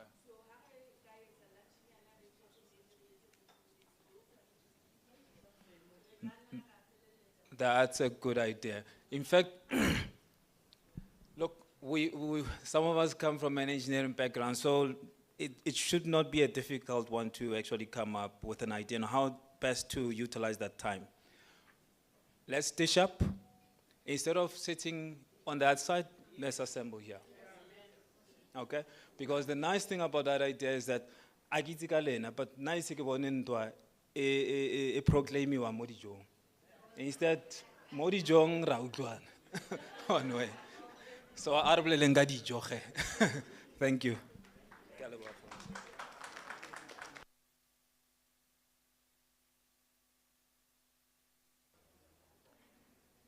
Okay, so how are we feeling? Empowered. Okay. So now we're going to go through A little bit of the meaty stuff. We won't get through everything, but I think we'll touch and give you an idea of most of the things that are required. Remember we said you're going to approach Sanele, you're going to get that fact sheet, and then they're also going to send you a project application pack. Because remember all these models that we've been working in, that model I just worked in QuickScan A, the QuickScan C yesterday, you have to get that from somewhere. So even though in the trainings you've been getting it on email, when you submit your project, you must get that. And you're going to get it when your project is on the pipeline. So to recap, you get the fact sheet, you submit it, they respond to say your project is on the pipeline. They must also send you a project application pack. That pack has QuickScan A, B, and C. For QuickScan A, you'll also get this list. And these are the documents that you need to have. I can't unpack it all, but I'll spend a bit of time giving you an idea of each one. So the board-approved financial control policies and procedures. So the first time I worked on this, I was like, what's that now? Financial control policies. And what you can do is, on the website, there are templates for these. And there's a lot of them. There's things like your financial control policies. Is there anyone who can help me on what a financial control policy is? So let's think about it. You're running a business, and when you're a small business, often these things don't become an issue until all of a sudden you get a new contract or a new project that's a bit too big for you, and all of a sudden this becomes a problem. So you running the business, you are MD, you do HR, you do legal, you do processing payments, you do everything. But now you've got two or three people that work for you. You are in this training now. You need to, but somebody's busy blowing up your phone. Brr, brr, brr, hey, we haven't made our payment. You can't do it because you're in training. So you phone the office admin to get online on your online banking and process the payment. Where's the problem there?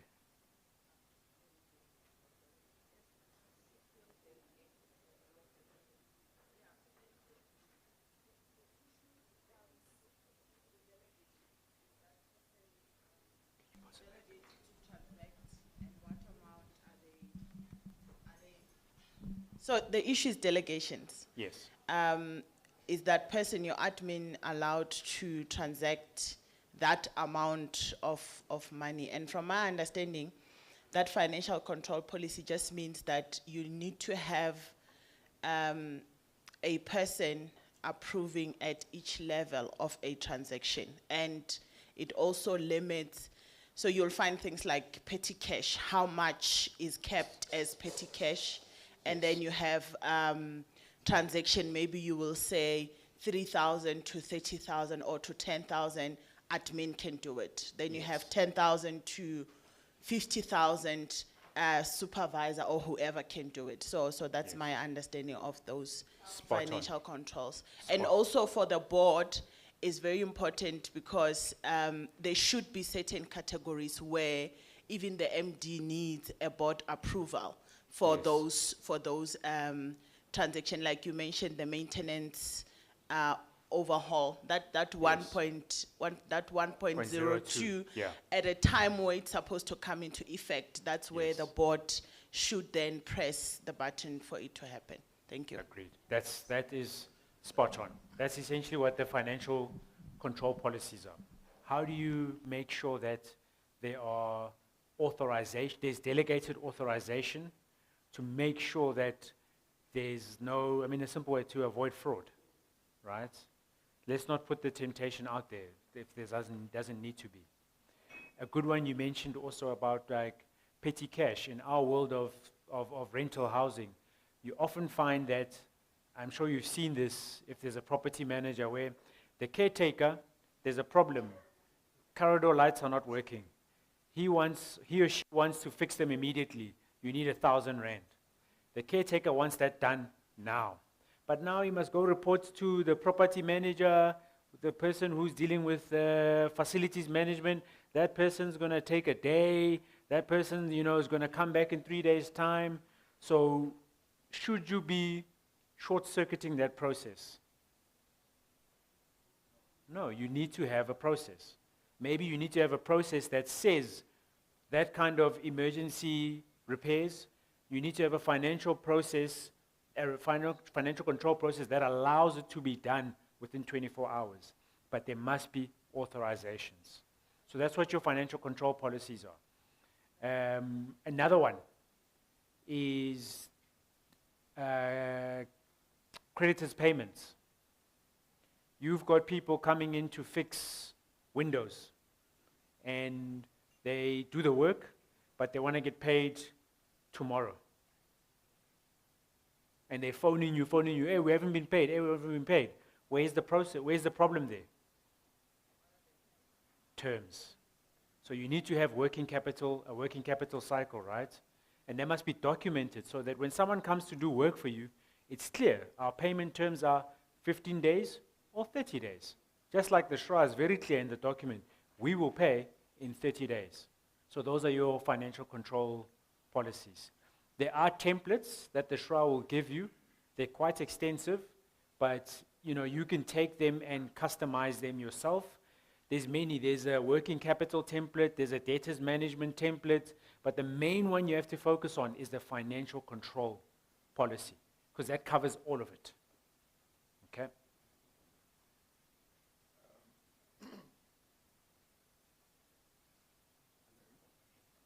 Let's turn it on. There has been a name mentioned of Francois, and he brought in an interesting, in fact, I locked my brain onto it. It was over the financial control policies and procedures, yes, where he said it's 3 www, so www, and then he had H, www.H, which is basically why transact. Who do you transact with? Yeah. When do you transact? And how do you transact? Oh, that's a nice one. I'm going to remember that one. That's a good one. Okay. We are going to borrow that. Okay. So then you must have your completed quick scan A. So that's that model that I talked about. But remembering the best way to do this is do your business plan financial model. A lot of that information you're going to use to fill out the quick scan A tool. We call it the tool, the spreadsheet. Board approved long-term business plan. So we've seen that this often really trips up a lot of applicants, because the way to do a business plan, it's not a science. There's different methodologies, there's different subsections, but the easiest thing to do is to take the SHRA's template, their business planning template, take all those subheadings and work from those. Because you don't want to be in a position, a business plan takes a long time to do. You don't want to go in the wrong direction, going to Cape Town when they need you to go to Durban. So take their template and work to the template. As I said, I can't go into the templates, but I'm just pointing you in the right direction. Use the templates. The board-approved board charter, what are you noticing? Some of these are saying board-approved, but some of them aren't. So where it says board-approved, it means that obviously when you apply, you need to have at least 1 or 2 board members. You don't have to have the full board fleshed out, but those 1 or 2 members have to sign that they've approved what is board-approved. So financial control must be board-approved. Long-term business plan must be. The board charter, we're going to go through an example today. It's one of the most important documents in the Quick Scan A. Code of conduct, we won't have time to go through an example, but that's also, what is a code of conduct? It's a document that says these are the rules and boundaries about how we will run and operate our business. There's a code of conduct for directors on how they must conduct themselves as custodians and representatives for the business. And there's a code of conduct for employees. We've got a slide on the code of conduct. Signed letters of appointment for directors. Those are the directors that are in the business already. Obviously, if you're planning to hire future directors, you can just have a draft. It won't be signed. Okay? Letters of appointment for key staff. So when you're first doing your first project, they just have to be drafts. But what you'll see is where, when you're building, once you've got the CCG, there's what's called milestone 3. So we said the CCG has conditions precedent, where you get your SDP and a term sheet from the bank. It has financial close, where you've signed your agreements with the bank. Then you get the grant. For when you meet conditions precedent, you can draw down on 20% of the grant. Those numbers might change over time, but traditionally it's 20%. Okay, are we together? So if your grant was 100 million, you can draw down on 20%, 20 million. When you meet FC, you can draw down on another 20%. Now you've drawn down on 40%. Then there's milestone 3, which is 50%. So what do we say? 20 plus 20 is 40, plus 50 is 90. Then what happens at 90? Grant retention, you cut off. And you can only get the 10% after letting.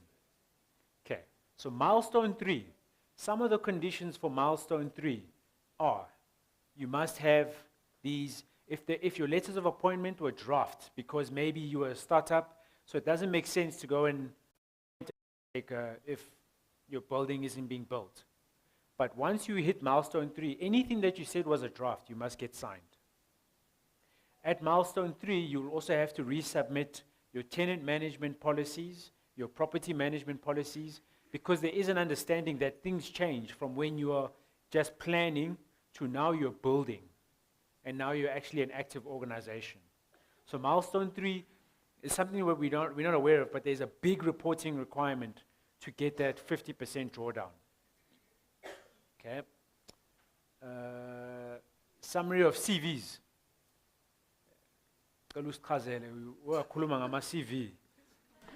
CVs. So what do you think has to be in the CVs? Let's just talk. What's in the CV? Right.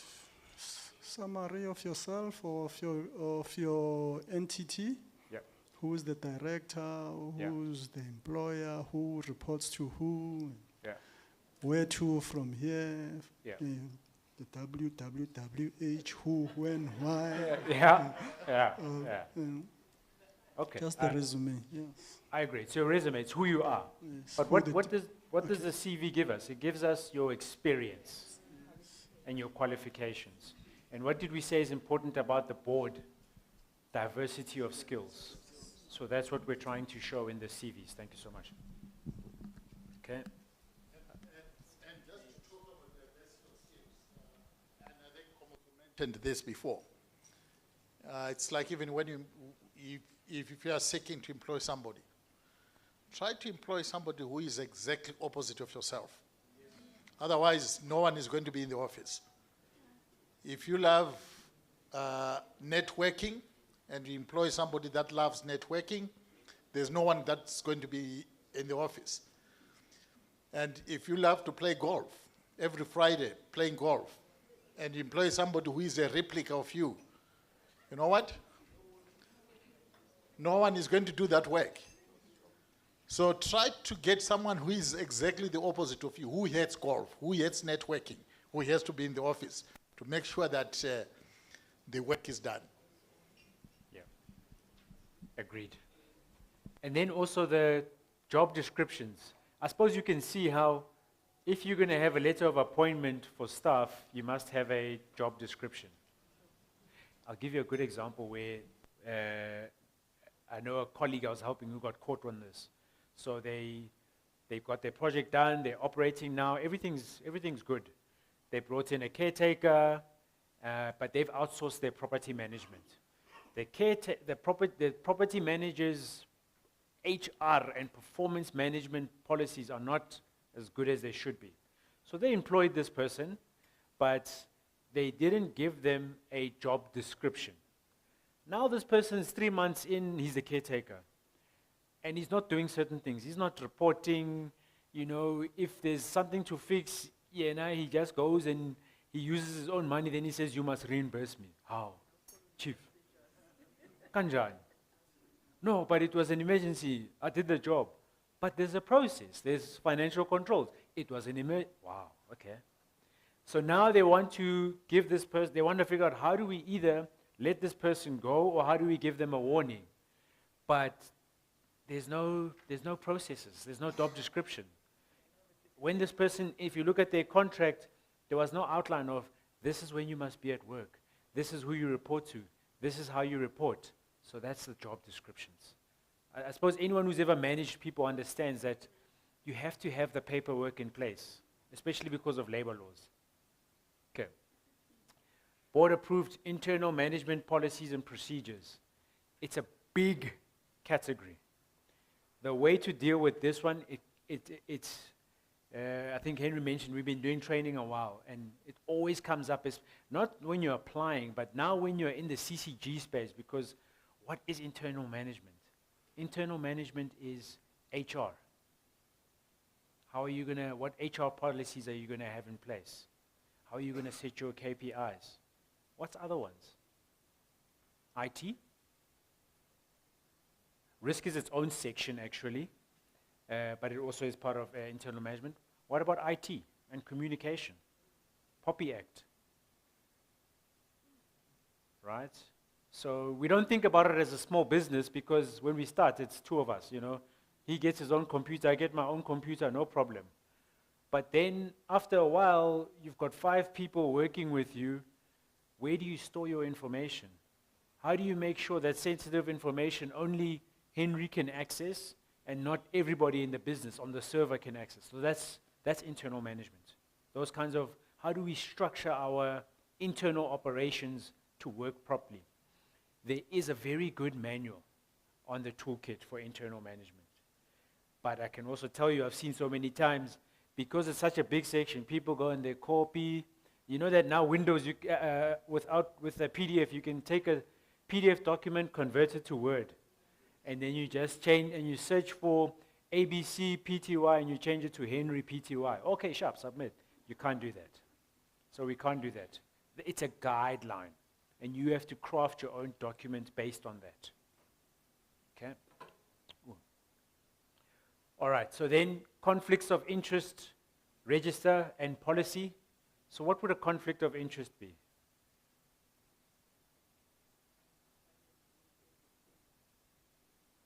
Yeah. The easiest, I mean, the one that is very, very, is a contentious one, which we can't debate it here, but it often comes up, is when now you want to be the player and the referee. I'm going to leave it there because I think I've told many of you in these discussions over the last few days that some of it, you know, there is precedent where someone has been, let's say, a developer and they own a engineering company and they've used that. So the best thing to do is don't make assumptions.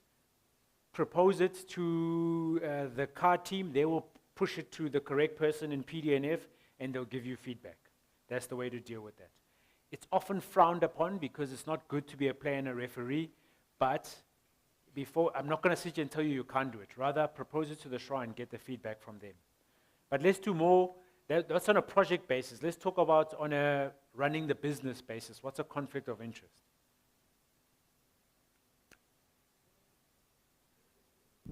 Hi everybody, I think a conflict of interest is going to be when you're working at SHRA, at social housing, and then you are a member of the other company that wants to do the work with SHRA also. Perfect. That's a very good conflict of interest. What happens with husband and wife on the board? Could there be a conflict of interest?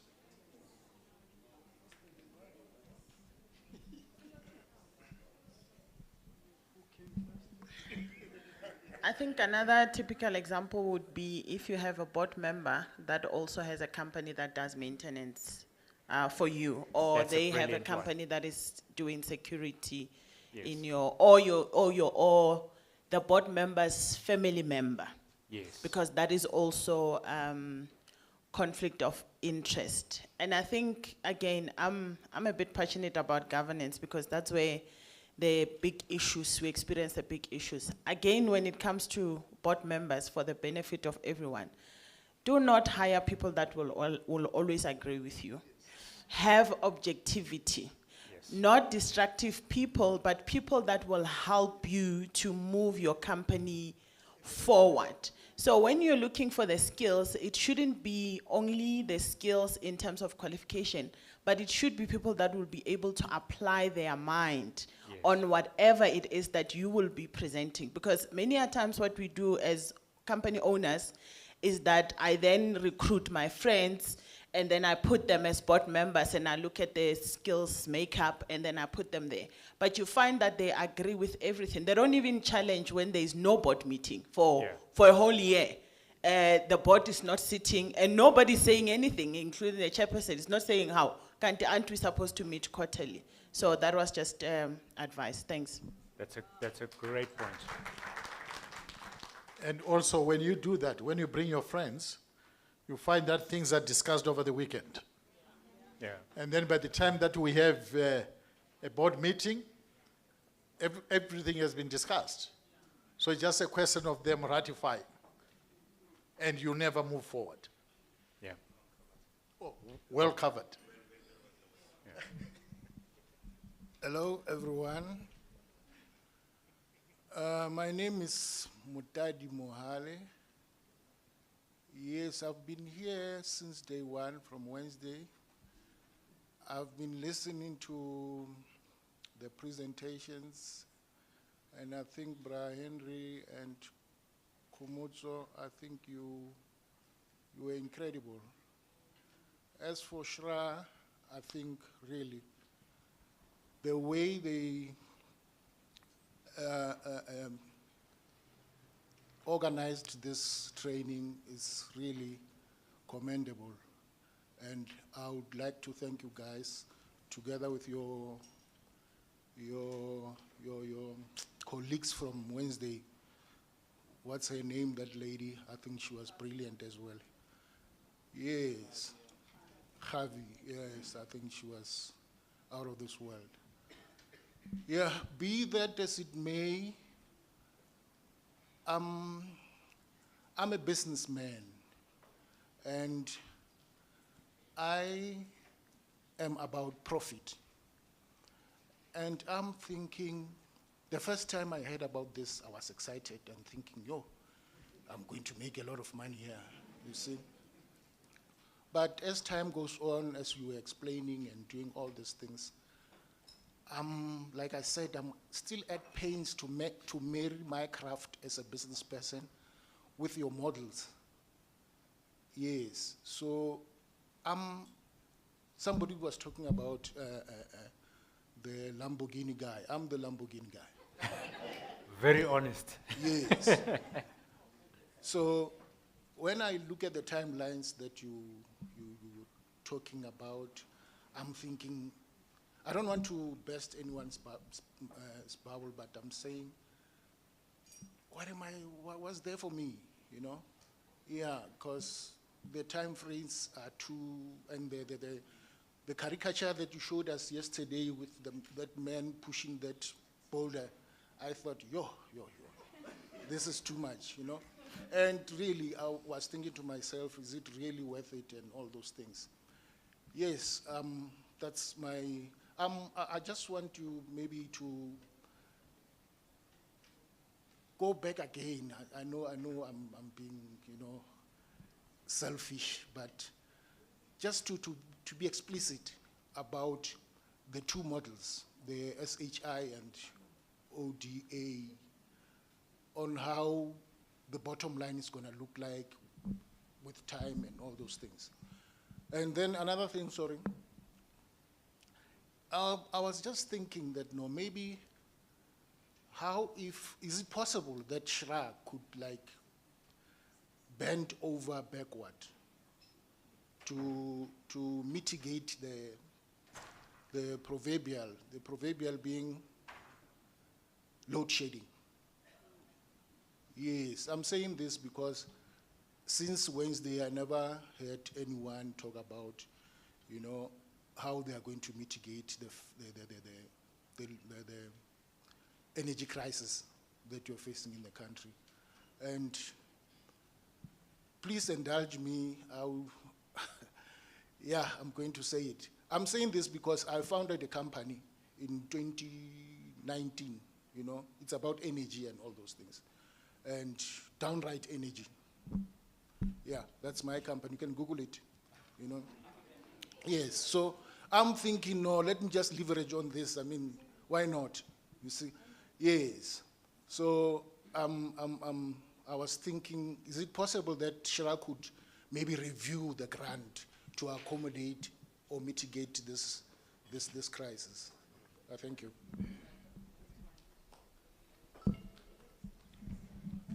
Thank you for that honest and from the heart.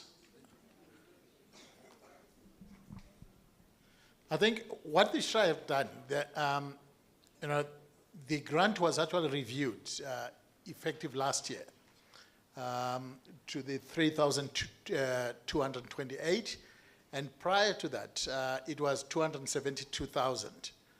And I think when it comes to the energy crisis, as developers, when we start planning for our projects, we also need to think, remember one of the risks that we looked at in terms of the property risk is also energy, is also ESCOM. So how do we ensure that our tenants remain in our buildings, that they are still happy? And one of the things that we can ensure that we still have the tenants is by looking at what is the alternative in terms of that energy, in terms of solar, you know, all the good things that you are doing. And that can be done by the developer, by the SHI or by the ODAs. So each one of us here has got the capability or the potential to actually address that. And I think if we were to ask SHA to increase that grant, they've just done it after, I think, how many years? About maybe 5 or 6, yeah. Or 6 years. It remained at 272,000, and they've just increased it right now. So on the issue of the bottom line, I think, Henry, that's one of those things that we're adding to Khotadi's list that is going to be escalated to the executive, because it's a fair question, and you're not the only one thinking it. I think the rest of the room, as we've been talking, has been asking the same thing. So I think what we will be escalating them to say to them is there a way to communicate a clearer way of, like you said, what the bottom line looks like today and in year 5 and so on. Khomoto, my first lesson in property 22 years ago was never be emotional about property. Yeah. And then the second part was property is almost like incestuous, which is wrong, but I know the meaning, replication. I'm saying so in light of your previous governance comment. Yeah. One of the things that we need to do is disclose, isn't it? Yes. So if I disclose that actually, Shra, I've got an entity, development on investment interested company, but I also am a property practitioner or property, it's fine. The only variable is how we then manage the two. And it goes in line with that strategy of creating surplus income. Because come 20 years from now, the government has got enough cash, they want to buy us all out. What were you doing it for? So I think the alignment and disclosure is quite broad in the property sector. So we shouldn't say no at all costs, but you must just then be obviously prudent about your strategies as a business. Yeah. So I think maybe that's where we talk to, there's different categories of conflicts of interest. There's that one about where you are the developer and you've got professional services. There's that one about where you are the developer and you want to do property management. how we responded to that is there's precedent for it, it's been done, but you need to present it to the SHRA. The conflicts of interest that we're talking about here is the ones that Usis Makera raised, basic ones where, you've got procurement and you are giving the work to family members or related parties and maybe not following a clear procurement process. Because it's not remember that this is a conflicts of interest policy and register. So if there is a procurement process and it's been followed, then you just register it on your register, right? So it's about developing that policy as to how will you manage the conflicts of interest. But just to clarify, on ancillary revenues like property management, it is not in the documents that you can't be a developer and have your own property management appointed. But you must present it to the SHRA and they will engage you on that. Right, so mandates of the various board subcommittees. So,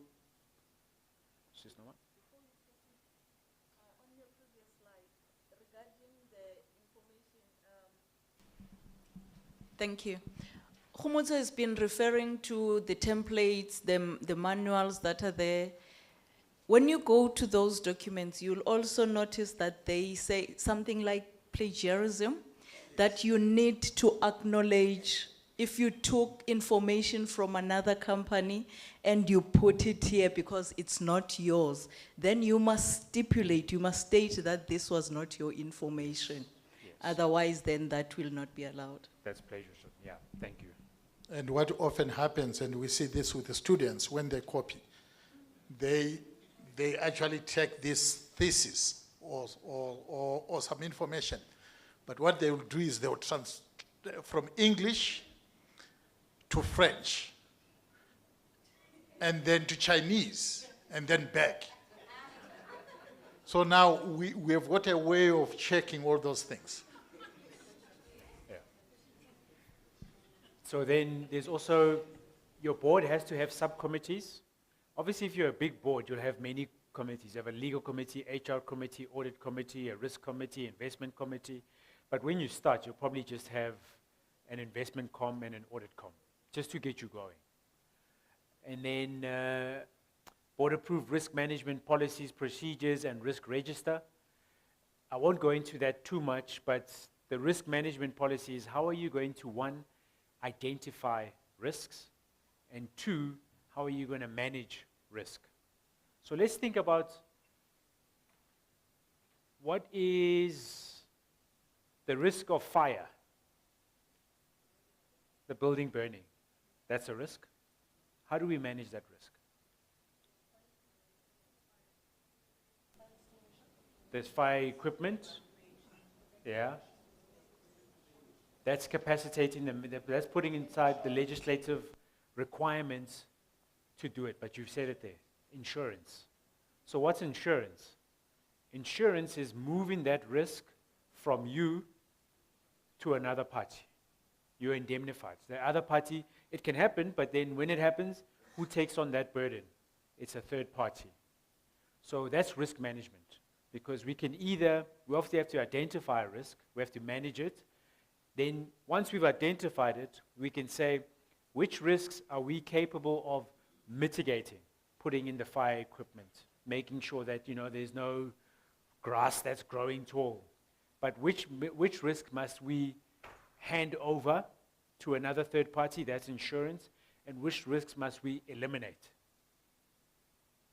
So are we together? Some you can eliminate, remove completely. Some you move on to a third party, you get indemnity. And some you manage, i.e. you mitigate by complying with legislation. So that's really what your risk management policy and risk register is. The legal compliance policy, let's think about this. We're getting in social housing. Someone raised the issue about evictions in the rental housing tribunal.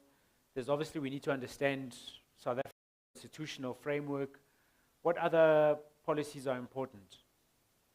For dealing with the municipality, what do we have to understand? Is that the Municipal Systems Act? Okay. But the most important one is MFMA, Municipal Finance Management Act. If you're going to go tender for land and trying to get a lease, you have to make sure that, one, the municipality has adhered with their procurement process, but that must also align with the MFMA. So the municipality has to have their own land disposal policy, but it must align with the Municipal Finance Management Act. So we have to understand all of that. And you know, when we're small, it doesn't matter, but as you grow, you are going to need a person in your team, normally on the board, who would assist with setting out how you're going to make sure that you understand all the legislation, how you're going to make sure that you train your board and your team on changes in legislation. Then obviously you might have someone who's actively every day looking at the implementation. But at a board level, you have to understand the framework. How are we going to navigate this? And what's our plan to train our team? Okay? What's a big one we haven't talked about? Poppy. Important. You know, I think the whole country is still trying to find their feet on how we do things with Poppy. Anti-fraud and corruption policy. Right, so how are we going to mitigate against fraud in the business? How are we going to mitigate against corruption? I'm going to say one that we don't like to hear, but it's very important. How are we going to avoid kickbacks? Yeah. And then anti-discrimination policy. This is very big because it's in the Act, it's in the regulations, that you cannot, in your practices, discriminate against people with disabilities or HIV. So that's what, obviously, when the Act was crafted, those were big issues at the time, but I guess we've moved on now. So anti-discrimination should cover a whole broad set of things now. I won't go into that now, but I think you all understand where I'm going. Okay. Performance management, I've spent a lot of time unpacking what that is. Your founding documents, those are legal form. Your signed application form, there's a form that you get as part of the packaging that's pretty straightforward. And then your qualification of directors, that's your CVs, basically very similar. Border property development policy procedures, we won't get time to get into that, but I'll give you an idea what those are. So those are policies, also they're on the toolkit, right? Yeah, there's a manual on that. So those are procedures for, we're in SHI, we want to be in social housing. Okay, what does that mean? Which areas do you want to be in? Which province do you want to be in? Do you want to be in urban areas or do you want to be in rural areas? If you're in urban areas, do you want to be in greenfield suburban or do you want to be in CBDs? So that's your property development policy. How do you decide which areas do you want to be in? And then once you've decided on a site, what's the process to get that site to a point where the board is presented at the investment committee and then the investment committee presents it to the broader board and approves it? So for example, everything we've talked about now, to do a development, you need to do probably an EIA. You need to do a township establishment. So there's town planning fees.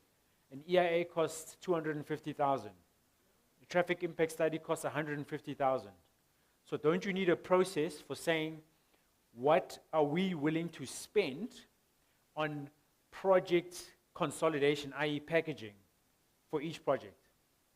Who's heard the stats that in a property development business, if you look at 10 projects, maybe only 2 work? It's a fact. Is that he said it's a fact? It's a fact. Right. So if you're going to spend, if every project comes and you don't have a policy on how you assess, firstly, whether it's worth your time, and then how do you move it to a point where you're willing to spend money on it? Then how do you move it, how much money are you willing to spend? Imagine if every project came and then a shiny geotech, you will have spent R1 million on projects that don't make sense. Right? So you've got to have a policy that says, firstly, what are we doing? Are we doing CBD? If we're doing CBD, let's spend money on CBD projects. If we're doing urban medium density, let's prioritize those projects. what is the checklist of what a project needs to meet before we will spend a cent on it? And then we need to get approval for that. Submit it to the investment committee must get approval from the board. Those are your property development policies and procedures.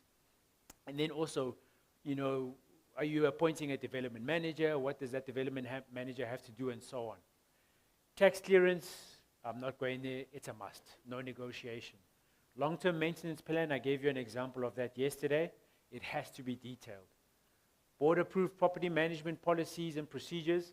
It took me a long time to really get a handle on what is property management, what is tenant management, what is asset management. Can anyone help me? Okay, I'm going to ask somebody different. What is tenant management? What is property management? What is asset management?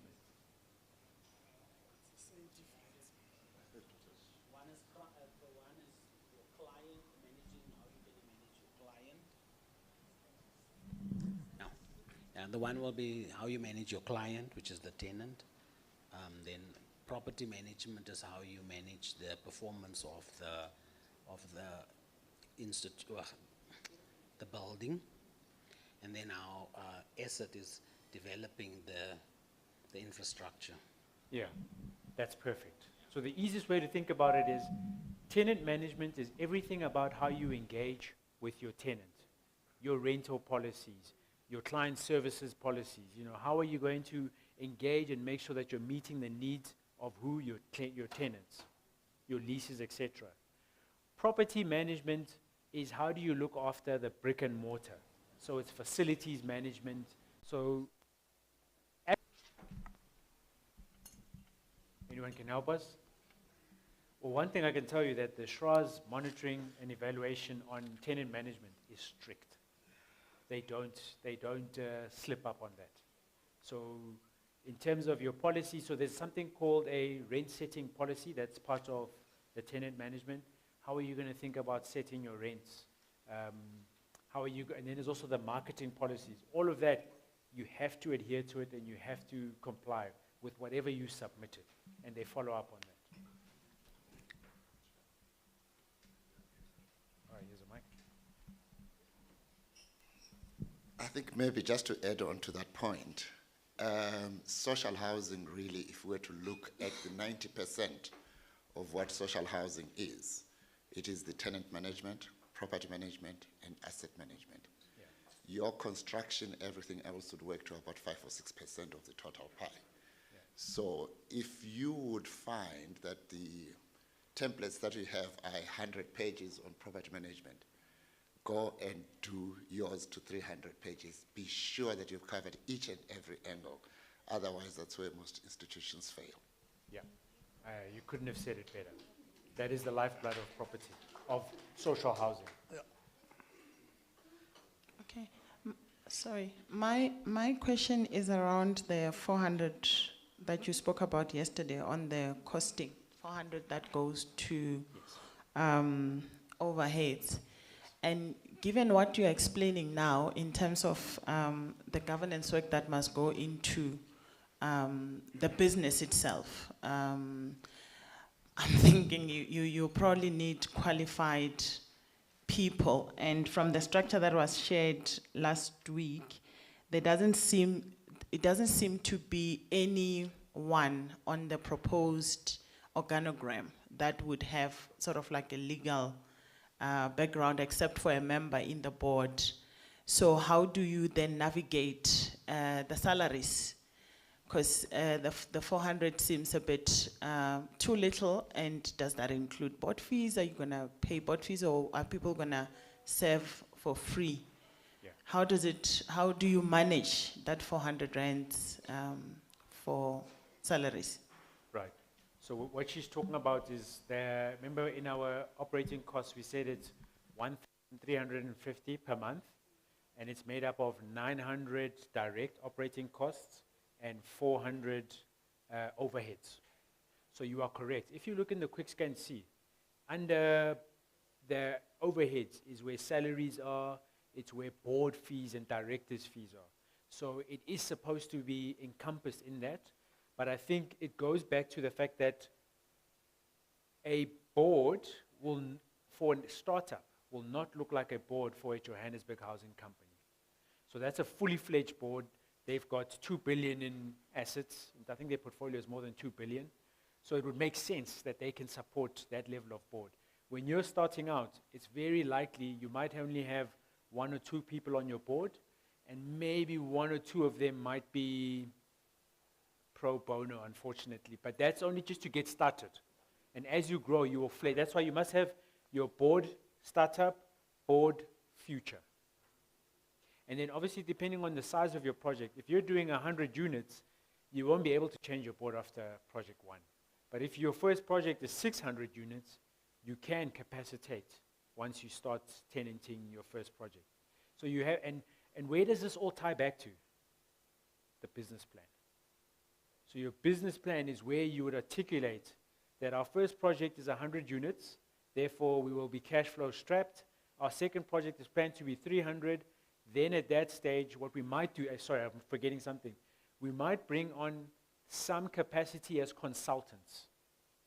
So what we've seen is some entities, instead of appointing a direct legal skill as a board member, they'll get someone as a legal consultant who only maybe attends 1 board meeting out of the 4 that happen, and they consult as a board member. Because obviously then it's a bit cheaper than having someone who you have to pay a director's fee to. So those are the different ways of doing it. But as you get bigger, you're expected to reach for what someone like JHC has. Is that answering the question?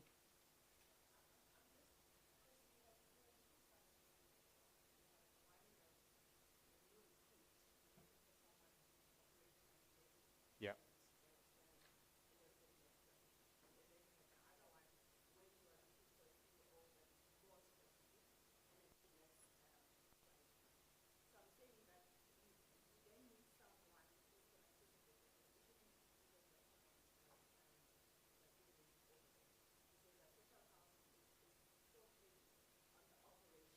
Yeah.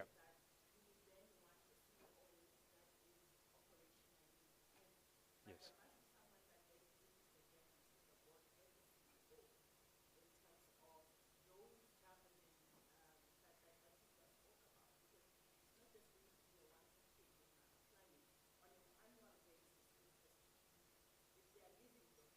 Yes.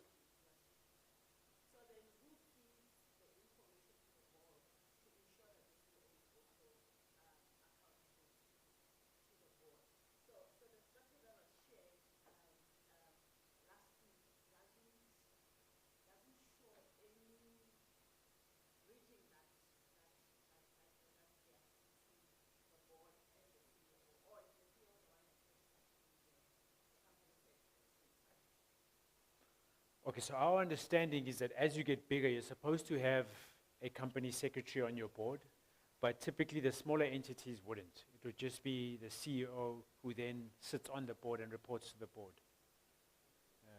So that's, for smaller entities, I suppose they can't be as fleshed out and maybe not ticking the boxes of best practice of what bigger entities would be able to achieve. And also remembering that the SHIs, their operating costs are sitting at around 1,600. So by implication, it would be 1,600 minus the 900, it'd be about 700 on overheads.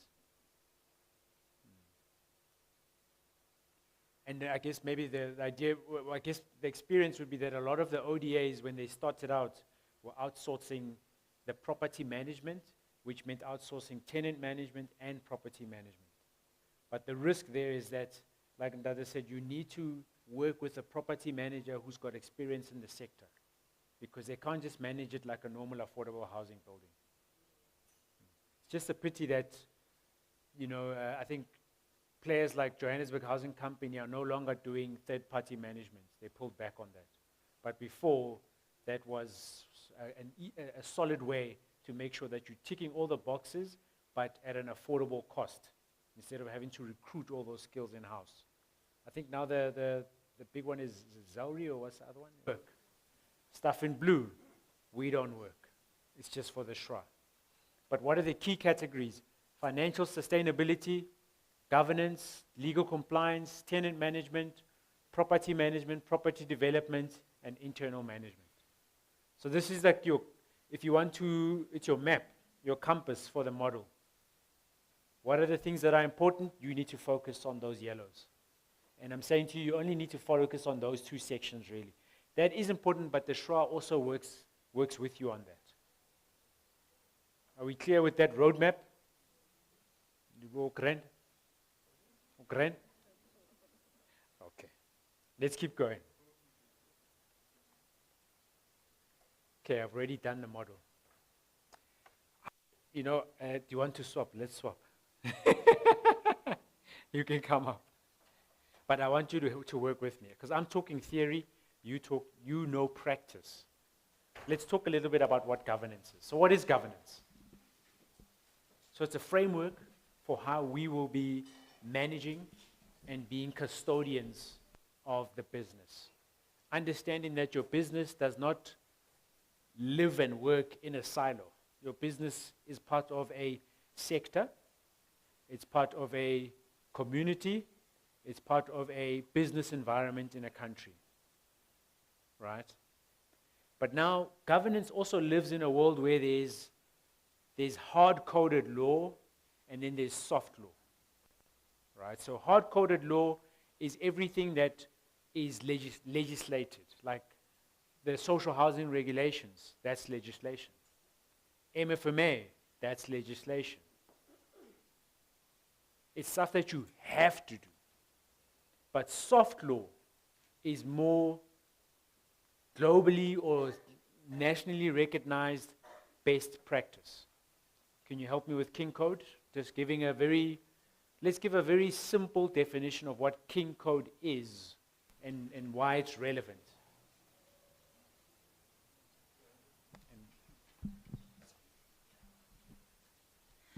So the King Code, I'll give an example. It's like if you fall within a certain industry, and then the industry will have guidelines as to how you're supposed to conduct yourself as a professional. So the King Code speaks to how the best practices in terms of governing an entity. And the King Code becomes very important, especially if you're aspiring to register on the JSE eventually, if you are in the property sector, because there's a huge checklist that incorporates the Companies Act and also components of King Code. What King 4 specifically has done was that they have inputted the social element into majority of the companies that didn't care about the environment or where they operate. You find that there's a company, but the people around that company, they are still poor, they still have poor living conditions. And I think for those that are aspiring to be SHIs, you could utilize some of the prescripts in King Code to then close that debt gap. Because what you could do is that instead of going to raise debt, you can go to the neighboring corporates in that area where the social housing is, and then you say, can you contribute towards this SHI, especially if you have the PBO. Then whatever it is that they contribute, they get a tax rebate. But it's very important for your board of directors to be governed by that King Code. You can send them to training, go IOD and the likes. Thank you. And just to add on that. Just to add. Thanks for that insight. There's also this new buzzword now that you need to think of, ESG and impact development. So whether you are a funder or an SHI or an ODA, they expect you to look at ESG, the environment, the social, government, and more importantly, the impact development. I just wanted to add on to the King Code 4. It's also the fiduciary duties of the directors, where it's stipulated to say, as a director, what are you responsible for? What are your responsibilities? And also it looks at ethics, it looks at governance, it looks at a lot of the things that you covered. I think, you know, where you avoid corruption, you avoid side dealings, and you avoid a lot of things. So it basically looks at the code of conduct of the directors within the business. Thank you very much. Ricardo?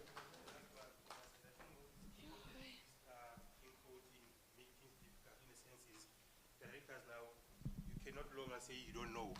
You need to know each and everything in the business, from IT, HR, and so forth. So it makes us to be involved in our businesses as entrepreneurs and so forth. So there's no longer an excuse saying, I understand. Yeah, or so that doesn't happen anymore. So it's a good thing. I'm so glad you said that, because it shows how it ties to everything, the performance management, the internal management. Because how can the directors know if there's no system or procedure to give them that information? So there has to be policies for management to manage HR, manage systems, report to a subcommittee, report to the board.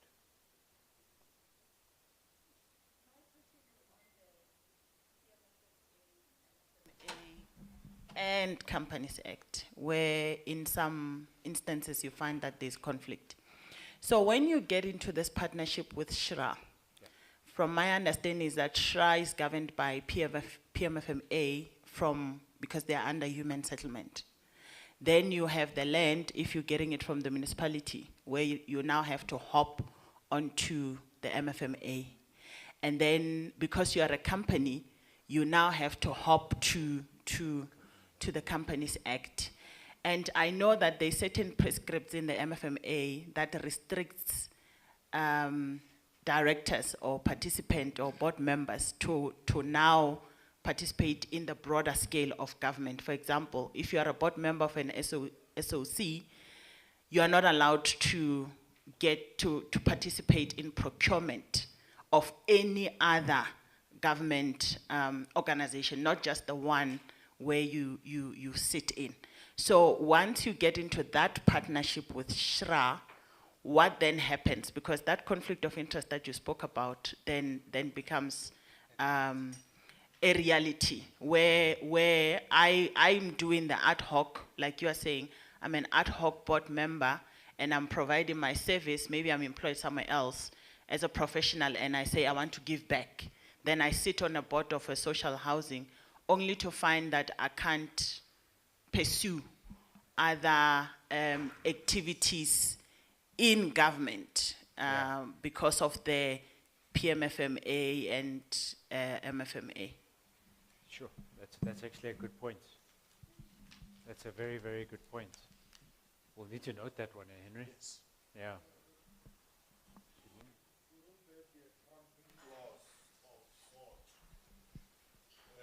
Wherein there's a contradiction between two pieces of legislation, especially from different tiers of government.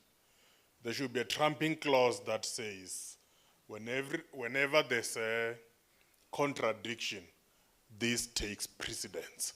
Yeah. Yes, because for every law, there's a primary custodian. Yeah. Yes. I mean, I suppose those are less questions, but more discussion points. And we'll have to raise that, Henry? Just a quick add, like what she's mentioned now. Recently, there was an announcement during the SONA that the PIC is going to be working with the NEF. Now, imagine if you are a board member of the GPF, which is managing the PIC. And now the PIC is working with the NEF. And you are interested in social housing. You are not going to be able to do anything. That's very interesting. Very interesting. I cannot give you a technical answer, but maybe That also talks to why on your board you need to have a legal compliance person.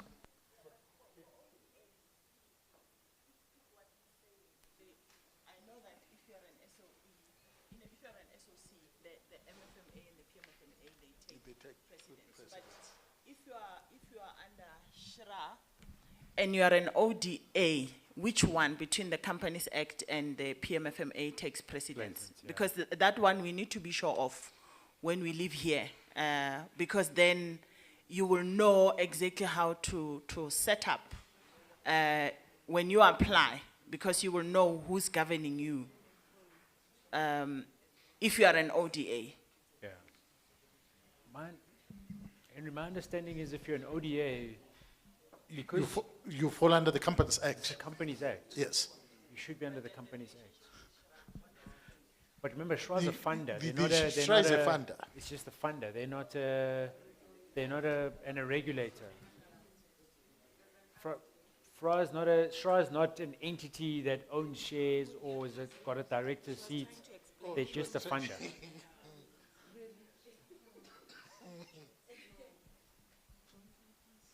I think,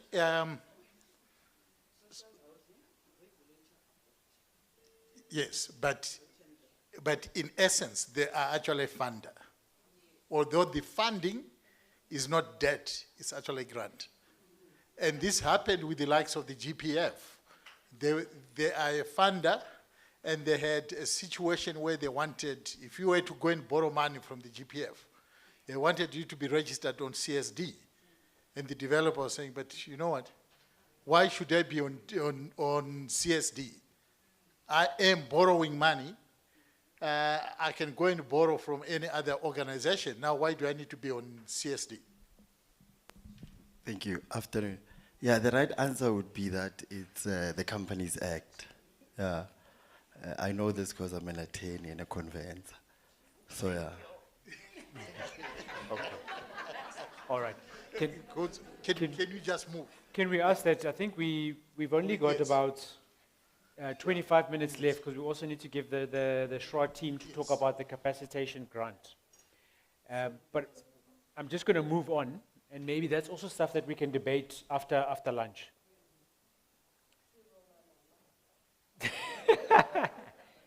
So we've got a few more slides about governance, but I think we've all touched on a lot of this stuff around leadership, ethical culture, the strategy and performance reporting, okay?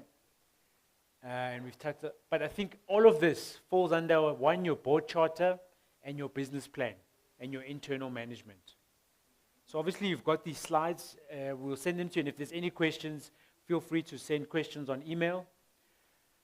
Now, I want to spend time here and round up here, because this is a way for you. I've talked about all these templates. In the templates, you're going to see a lot of references to regulations. And I just want to show you where these regulations come from and how you use them. So under the governance sections, there's the founding documents, there's the integrity policies, which is code of conduct, conflicts of interest, anti-fraud and corruption. Then there's the letters of appointment and your board charter, we talked about that, and we touched on risk management and legal compliance. Now, when you say the SHRA wants to see your type of entity, and they say that regulation 3AG, Isaac, I'm going to PDF. What are they talking about?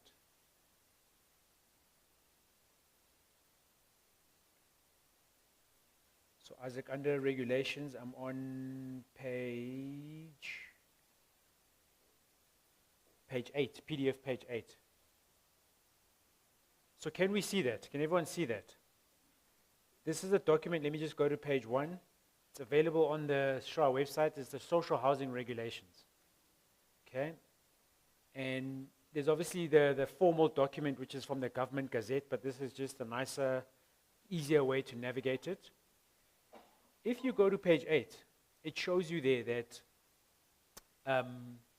in order to comply with the criteria for appropriate legal form, the applicant must be a company having share capital, whether public or private, a company limited by guarantee or not for profit in terms of the Companies Act, a cooperative listed under the, regulated under the Cooperative Act, a share block company, a communal property association, a voluntary association, a trust. So when they say, does that give you an idea of when you see something that refers to the regulations, what are these regulations? It's the social housing regulations. And if you download that document regulations, it gives you a way to make sure that you are in compliance with the regulations. Okay, going back to the presentation.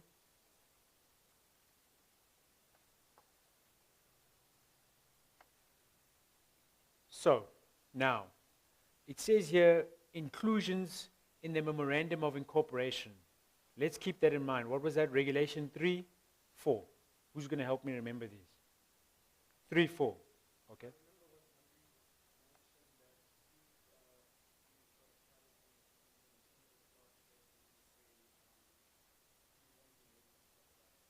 Yes. Okay, so you're gonna see where that comes in now. So inclusions in the Memorandum of Incorporation, Regulation 3, 4. Main objective of the entity, 3, 5A. Let me also just make a note there. Okay, so I'm going back to PDF.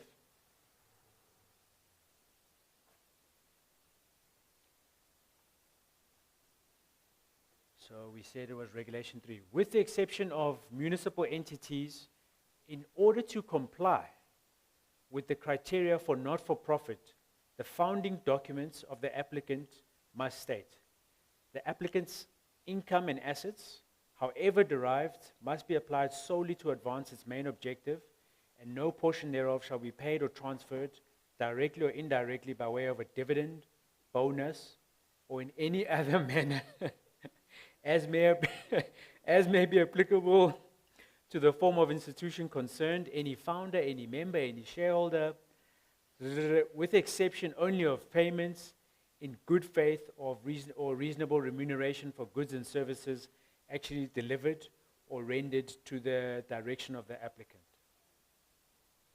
So what is that telling you?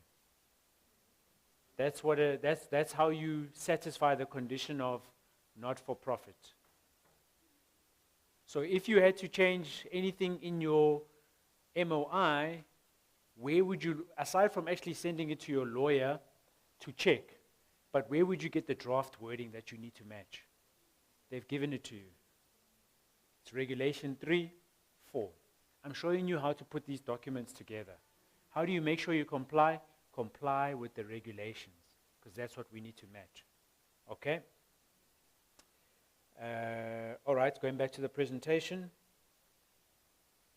What was the other one? The main objective of the entity, right? So we go to Regulation 3, 5A. So let's go to the regulations. That's Regulation 4. Let's go look for 5. Regulation 3, this is subsection 5A. You said when you change your MOI, who asked me about what SHIs must put in their Memorandum of Incorporation? I can't remember, but someone asked that. If I tell you what you must include in your MOI as an SHI, you find it in Regulation 3, 5A. There it is. So it says 3.5A, in order to comply with the criteria of good governance, the applicants must have the following in place. As its main objective, the provision of rental or cooperative options for low to medium income households, excluding immediate individual ownership, okay, on an affordable basis, ensuring quality and maximum benefits for residents. So the wording is there. You just copy it, but then you must send it to your lawyer to make sure that everything is fine. So do we see how you make sure that what you're doing complies with the regulations? Likewise, I'll just do the board charter, then I think I'll leave it there, I'll move on. So for the board charter, when you've got the templates from the SHRA's website, what provisions are important to make sure you comply with? 3, 5, D, E, and H. Going to PDF. 3, 5, we look at D.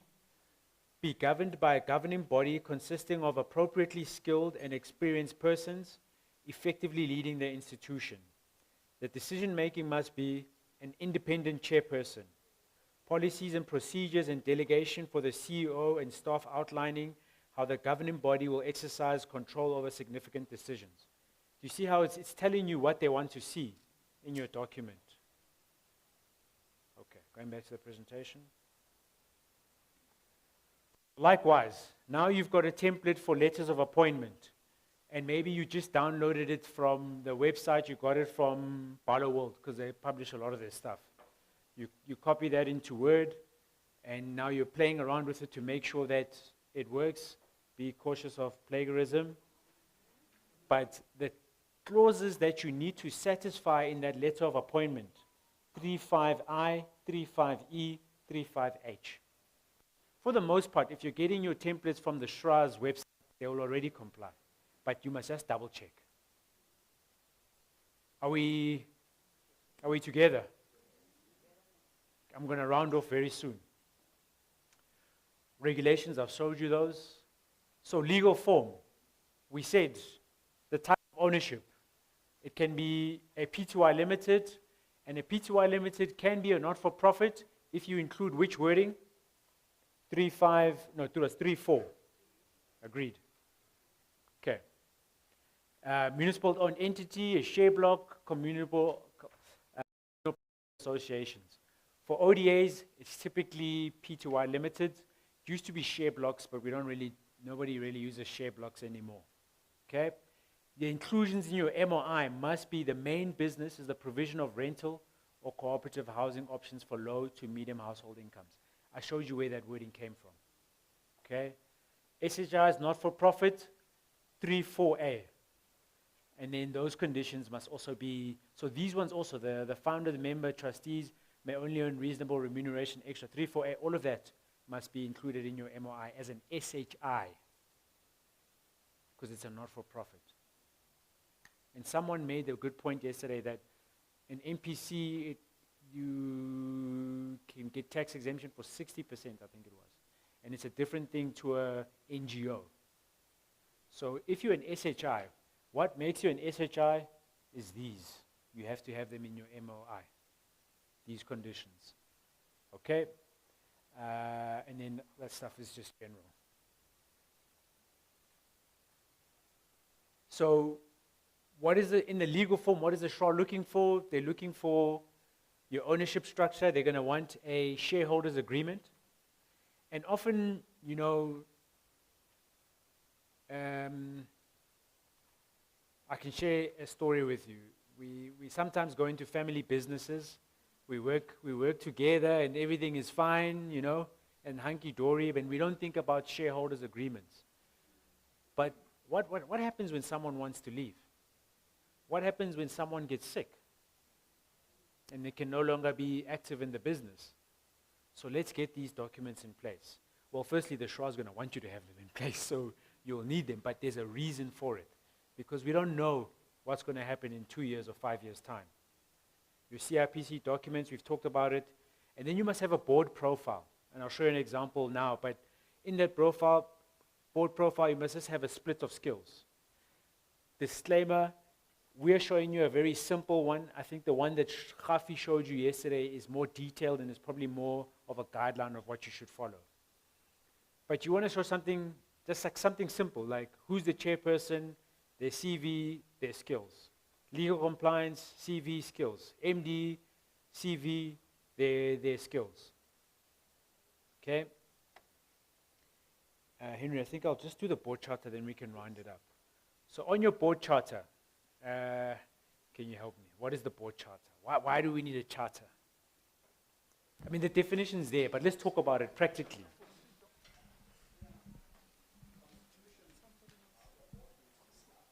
Right. Okay, it's the constitution of how the board needs to be governed. It's a document that tells the board how they behave, how often they meet, what are their roles and responsibilities, the fiduciary duties also enforced in there, what it means. So for lack of a better word, it's that, the constitution. It's a self-governing document that the board accounts to each other, basically. I like that. It's a constitution and it's a self-governing document which says, how are we going to be responsible for this business? How are we going to delegate authority to subcommittees? Because we can't do everything. We can't see everything to be inefficient. How many times are we going to meet in a year? When we meet, what defines a quorum? If there's 6 of us, is 2 of us a quorum? Or is 4 of us a quorum? If I'm on a board, how long is my term? How long am I allowed to serve for? I think the maximum is what, 10 years or? Okay, I might be wrong, but I think it is 10 years. And then how are we going to appoint board members? But a big one is, how do we performance manage? How do we self-evaluate? What's the process for that? So those are all the things that the SHRA wants to see in your board charter. So there we've given you clues. Board composition, appropriate skills, knowledge, experience, refer to regulation 3.5D to make sure you've complied. And then the role of the chairperson is very important. Regulation 3.5E1 and likewise the role of the CEO, the delegated authority. Okay, and then arrangements for evaluating individual board member and committee performance, regulation 3.5H2. So do you see how the regs dictate, I don't want to say this, but I'd imagine the SHRA when they're doing this, because they're getting so many applications, yes, they read it, but they're scanning for compliance with these regulations. And you need to make sure that you've met those.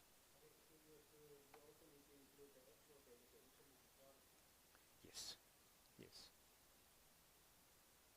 So I think that's how do you delegate authority, but also specifically for the chairperson and the CEO. Yes. Pack 2, what was in Pack 2? Isaac, going to PDF?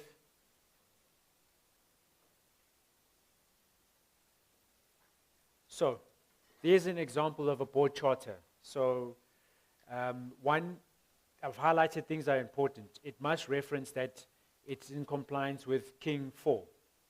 You know how the SHRA will know if you copy-paste it? Yours says King 3, because the template says King 3. The board composition. The board comprises a balance of executive and non-executive directors with a majority of non-executive directors. A majority of non-executive directors is independent. Okay? If I had time, I would go into what is independent, what is executive, but we don't have the time now. Roles and responsibilities. You can see the regulation there, 3.5H2. The role and responsibilities of the board are to act as a focal point for and custodian of corporate governance by managing its relationship with management, the regulators, and other stakeholders, so on. Provide effective leadership, all those slides that we talked about in strategy.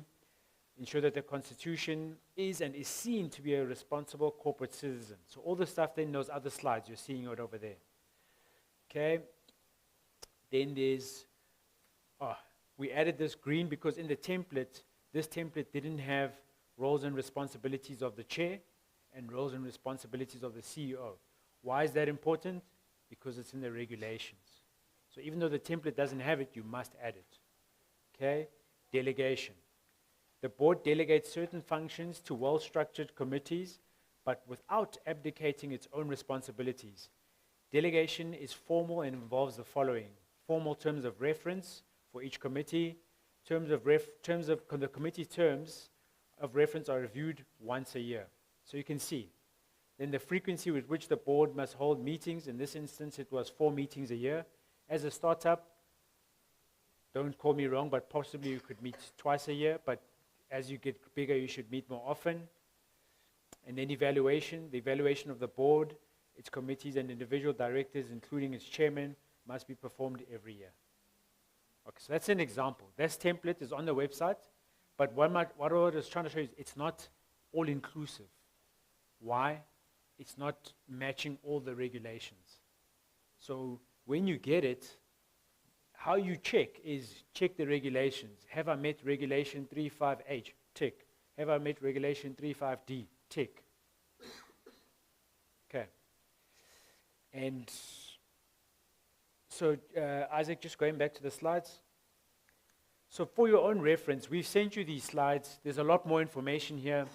There's stuff about the integrity policies. We're outlining exactly what you need to have and which regulation it links to. And we're also setting out over here, for example, in the letters of appointment, what's the SHRA looking for? KPIs, performance review. Your letters of appointment must talk to your code of conduct, your conflicts of interest. Why have I got this in red, that red writing there? Your code of conduct, your conflicts of interest, your letters of appointment, your board charter must all have this anti-discrimination because it's in the regs, the regulations. Basically, your policies must prohibit against discrimination against any persons on any grounds set out in Section 9 of the Constitution, including individuals affected by HIV and AIDS and individuals with special needs. So please, all your documents must have that. And I'll just flick through that. There's more stuff here about the legal register. Anyone who hasn't Sanele and Shilombe's details, it's in the slides that we sent you there. They there? It's there. Okay. And then risk management. We talked a bit about what risk management is. All right, I'll leave it there. And I think we can close there now, as in terms of quick scan A. As you can see, it's a big section. Can I just flick forward a few slides, just so you know that they're there? We've also got some information on tenant management.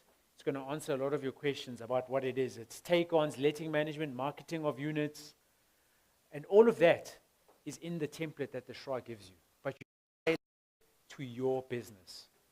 And then we also highlight here what they're looking for.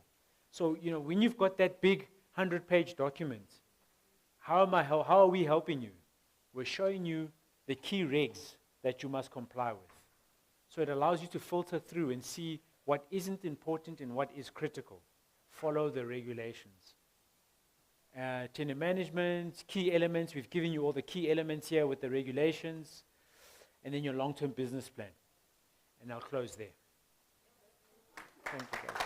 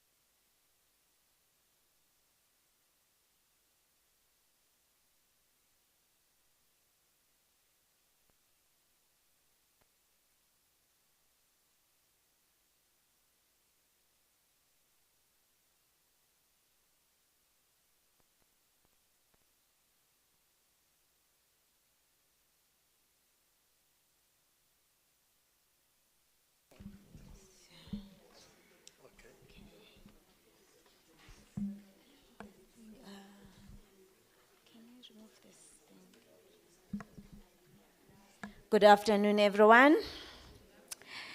Khumuto, thank you very much. And Henry, you nailed it to the T. Yeah. So it's not about Khumuto coming here and Henry and giving you this information and then you sit on it, right? Yes, exactly. So I'm just going to take you through the work that we do in my unit, that is sector development and transformation, right? But I want to just show you something. I'm not sure if I'm connected, how you go to get your RZ information, right? I'm not sure if anyone has gone checked our website. You did. You've seen the RZ. Okay, fine. Then I'm not going there. So you just go to SHRA website, right? Then it pops out. All right. You click there. Then you go to resource center, right?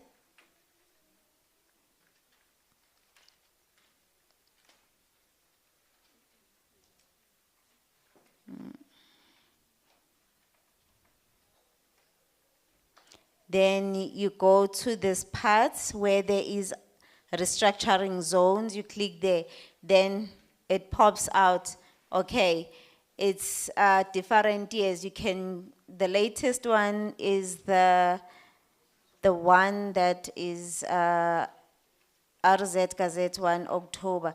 So if you open it and then you download, it will just give you like 2 pages, okay? So because these were the updated RZ for Yomangaung, Lejwele and Thabo Mofokeng district, that is Free State, okay? But then you've got other ones, okay? You can also check the ones for 2017.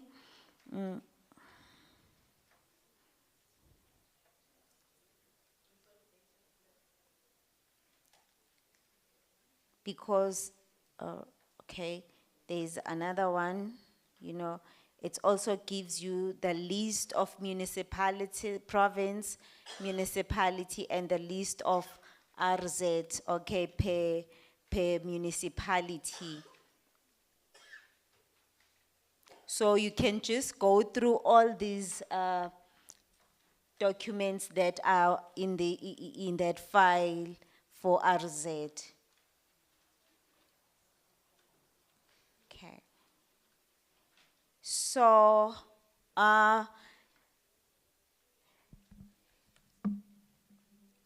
from the SDNT side, our mandate is basically to administer and manage the institutional investment grant. There are different grants that are within our portfolio. It separates from the CCG, okay? So it's used to support the growth and development of social housing sector, the work that we do with municipalities, provinces, SHIs and ODAs and internally. So there is about 6 of us now, because there's 5 of us. It's the execs, it's myself and John that's basically manages different projects in terms of pre-accreditation supports, pre-feasibility study support, project packaging support, trainings that we are conducting all over the country, information awareness sessions, the demand studies that we do for provinces and municipalities. And also currently we are reviewing our SDNT policy to actually increase our grant funding and also to look at how our policy can be proactive in terms of how we are providing this capacity. So I've said that we transform the sector in terms of the work that we do with social housing intervention. There are SHIs that are already accredited with the SRA, and either they are conditionally accredited or they are fully accredited. And we have the units COW that deals with compliance and regulations and accreditation. So if there is any support that is required from the SDNT, then we have our colleagues from the CAR unit that will say, Dudu and John, we have this institution, it needs a business turnaround strategy, it needs a pre-accreditation support, it needs a turnaround support. So can we provide that support? It comes to our desk. Project intervention support, It's the work that we do with the project and development funding units, our colleagues from the PDNF, where there are projects now in the pipeline. There is what is called pre-assessment that is done by the accreditation specialist, working with the portfolio managers. So if a project has gaps at a pre-assessment stage, then we have a task team, we sit together, we look at the project, and then the project and development funding will then say, Dudu or John, can we please assist this project with, you know, cleaning out any things that need to be cleaned out so that it becomes a project that is packaged well. And I've spoken about information awareness session that we do online or provincially or with our MOU membership, and incubation program that we are also running as our project, where we have appointed National to assist us in terms of the 12 SHIs that are being incubated. So they are taken through a series of intervention within that intervention so that they understand the business of the social housing. As much as you are an NPC, it means that, does not mean that you must run your social housing like a spaza, run it like a business, okay? And we also do the municipal support program, which is my project, where we have different municipalities that are also in the incubation for municipal supports, and also municipalities that are not were not selected to be part of the formal municipal support. So we do a lot of work with municipalities where there are projects that are under assessment. We have a task team that we work with different municipalities in order to move the bottlenecks, you know, with the projects that are being evaluated. So how do you then tap into these grants? We have a pre-accreditation grant. This is for SHI accreditation, okay? So it's mainly for entities that wants to come in and be accredited with the STRA. So the catch here is that you need to have compiled your pack.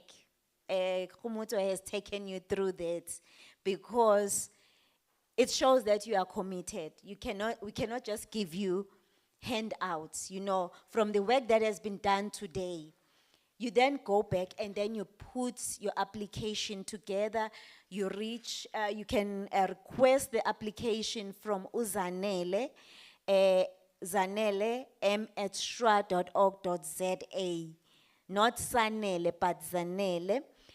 Then you can start putting together your application. You submit it back to regulations@stra.org.za. It also goes through the pre-assessment, okay? For you to qualify for this pre-accreditation grant, you must have submitted your application, okay? It must go to Zanele and her team to pre-assess it. At pre-assessment stage, that is where we are able to provide this grant, because they would have assess your application and see that there are gaps, okay?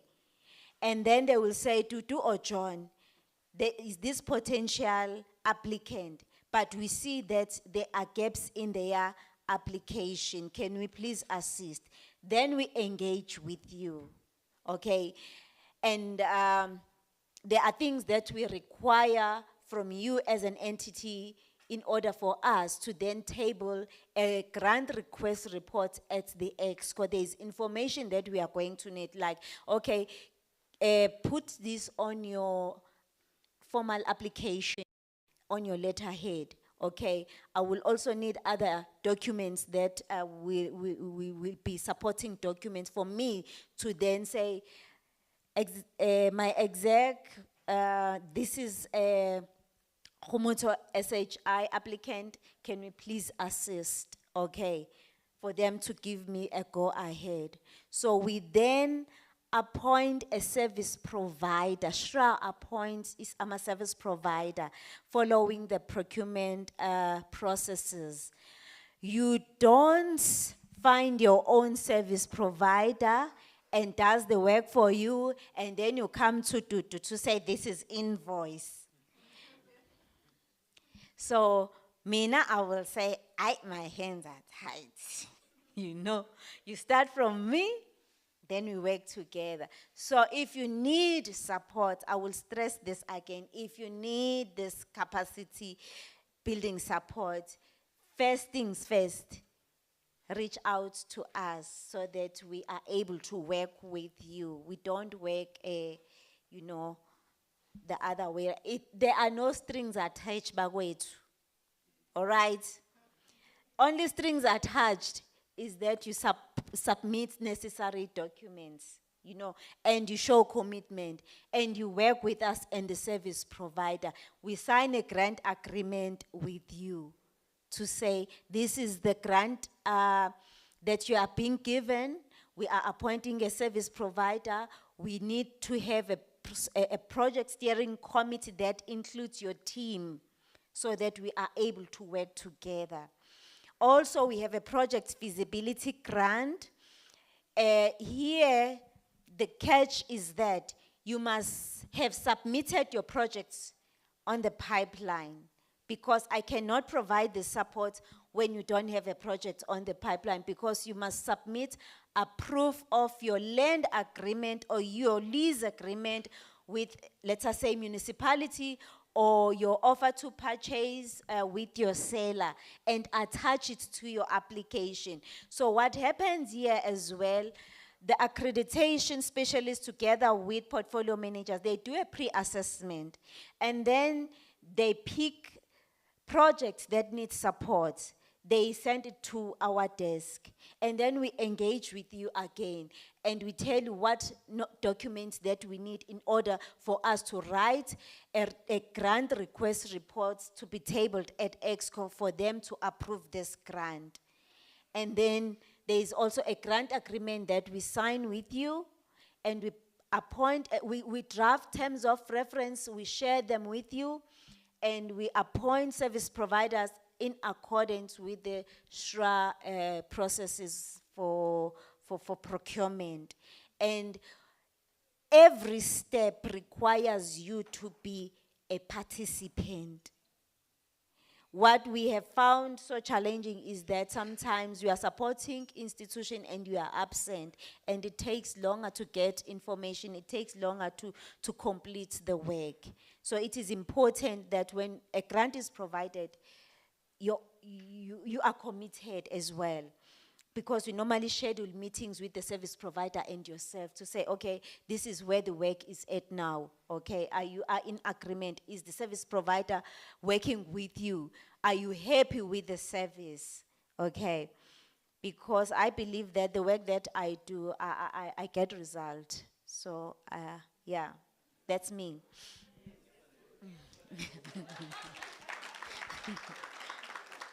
Yeah. And if you don't come to the party, I drop you, you know. So there is this third one grant that we offer. It's called Staff Gear Up Grant. You know, as an SHI, you are a new SHI. You don't have the staff. Maybe the project is at about 80% completion, right? You don't have the necessary staff. You need your operational staff, right? And you don't have income that is coming in to pay salaries, right? So there is this grant that supports you to appoint operational staff so that they are able to do recruitment of your tenant, advertise your facilities managers, but it doesn't pay for you as a CEO.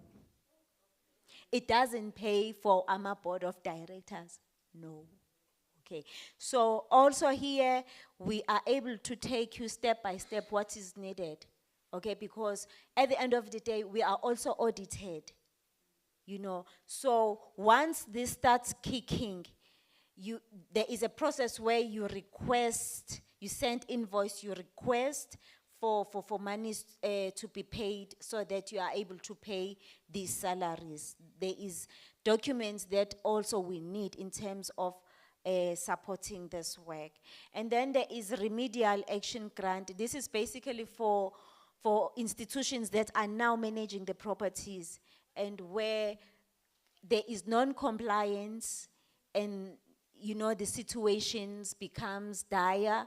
So there are issues like maladministration. We have a regulations unit that deals with such things, and then there is this grant that supports to say, okay, let us appoint an administrator to assist this entity and look at your financial statement, everything, what is not going well, why are you not doing what is supposed to be done.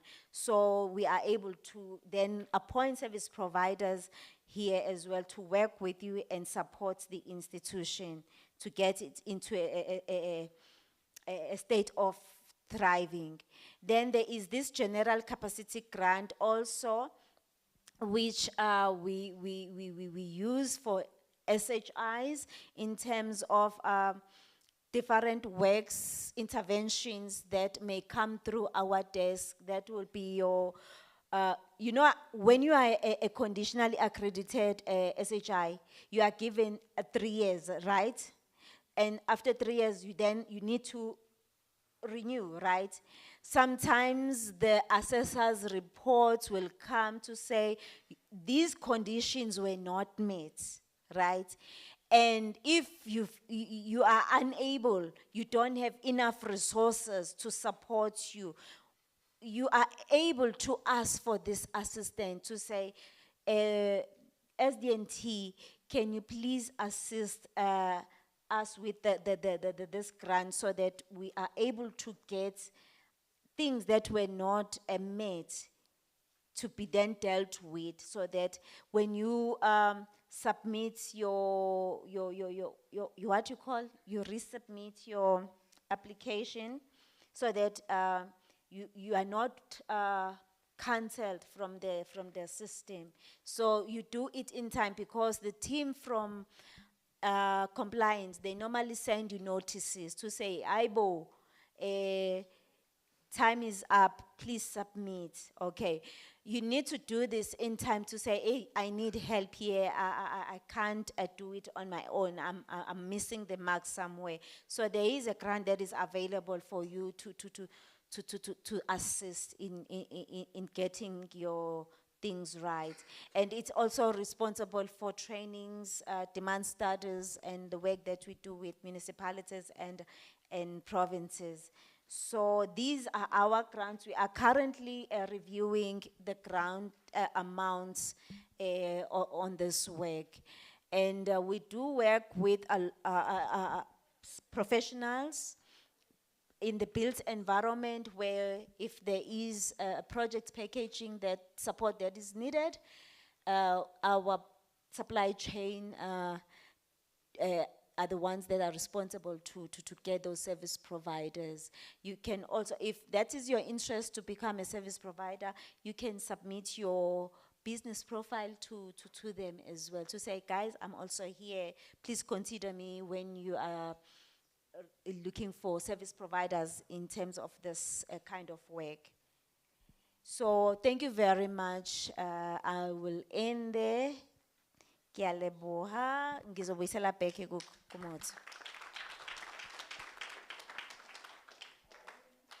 Thank you, Henry. I think you can close, but they were just giving us a notice that apparently there's a tanker on fire by William Nicol. So please don't drive that way.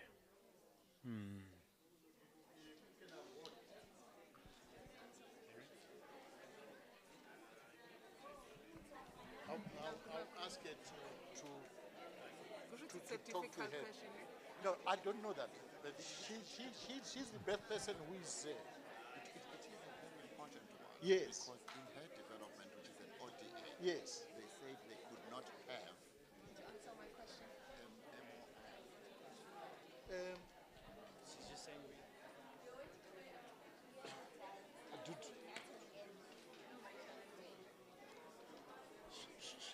this question. She has got a development as an ODA.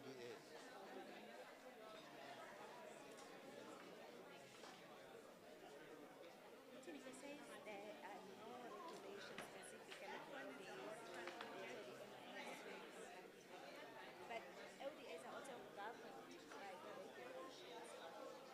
I will take this Okay. She's going to take that. to the accreditation team of signing. Okay, please remind me, send me an email so that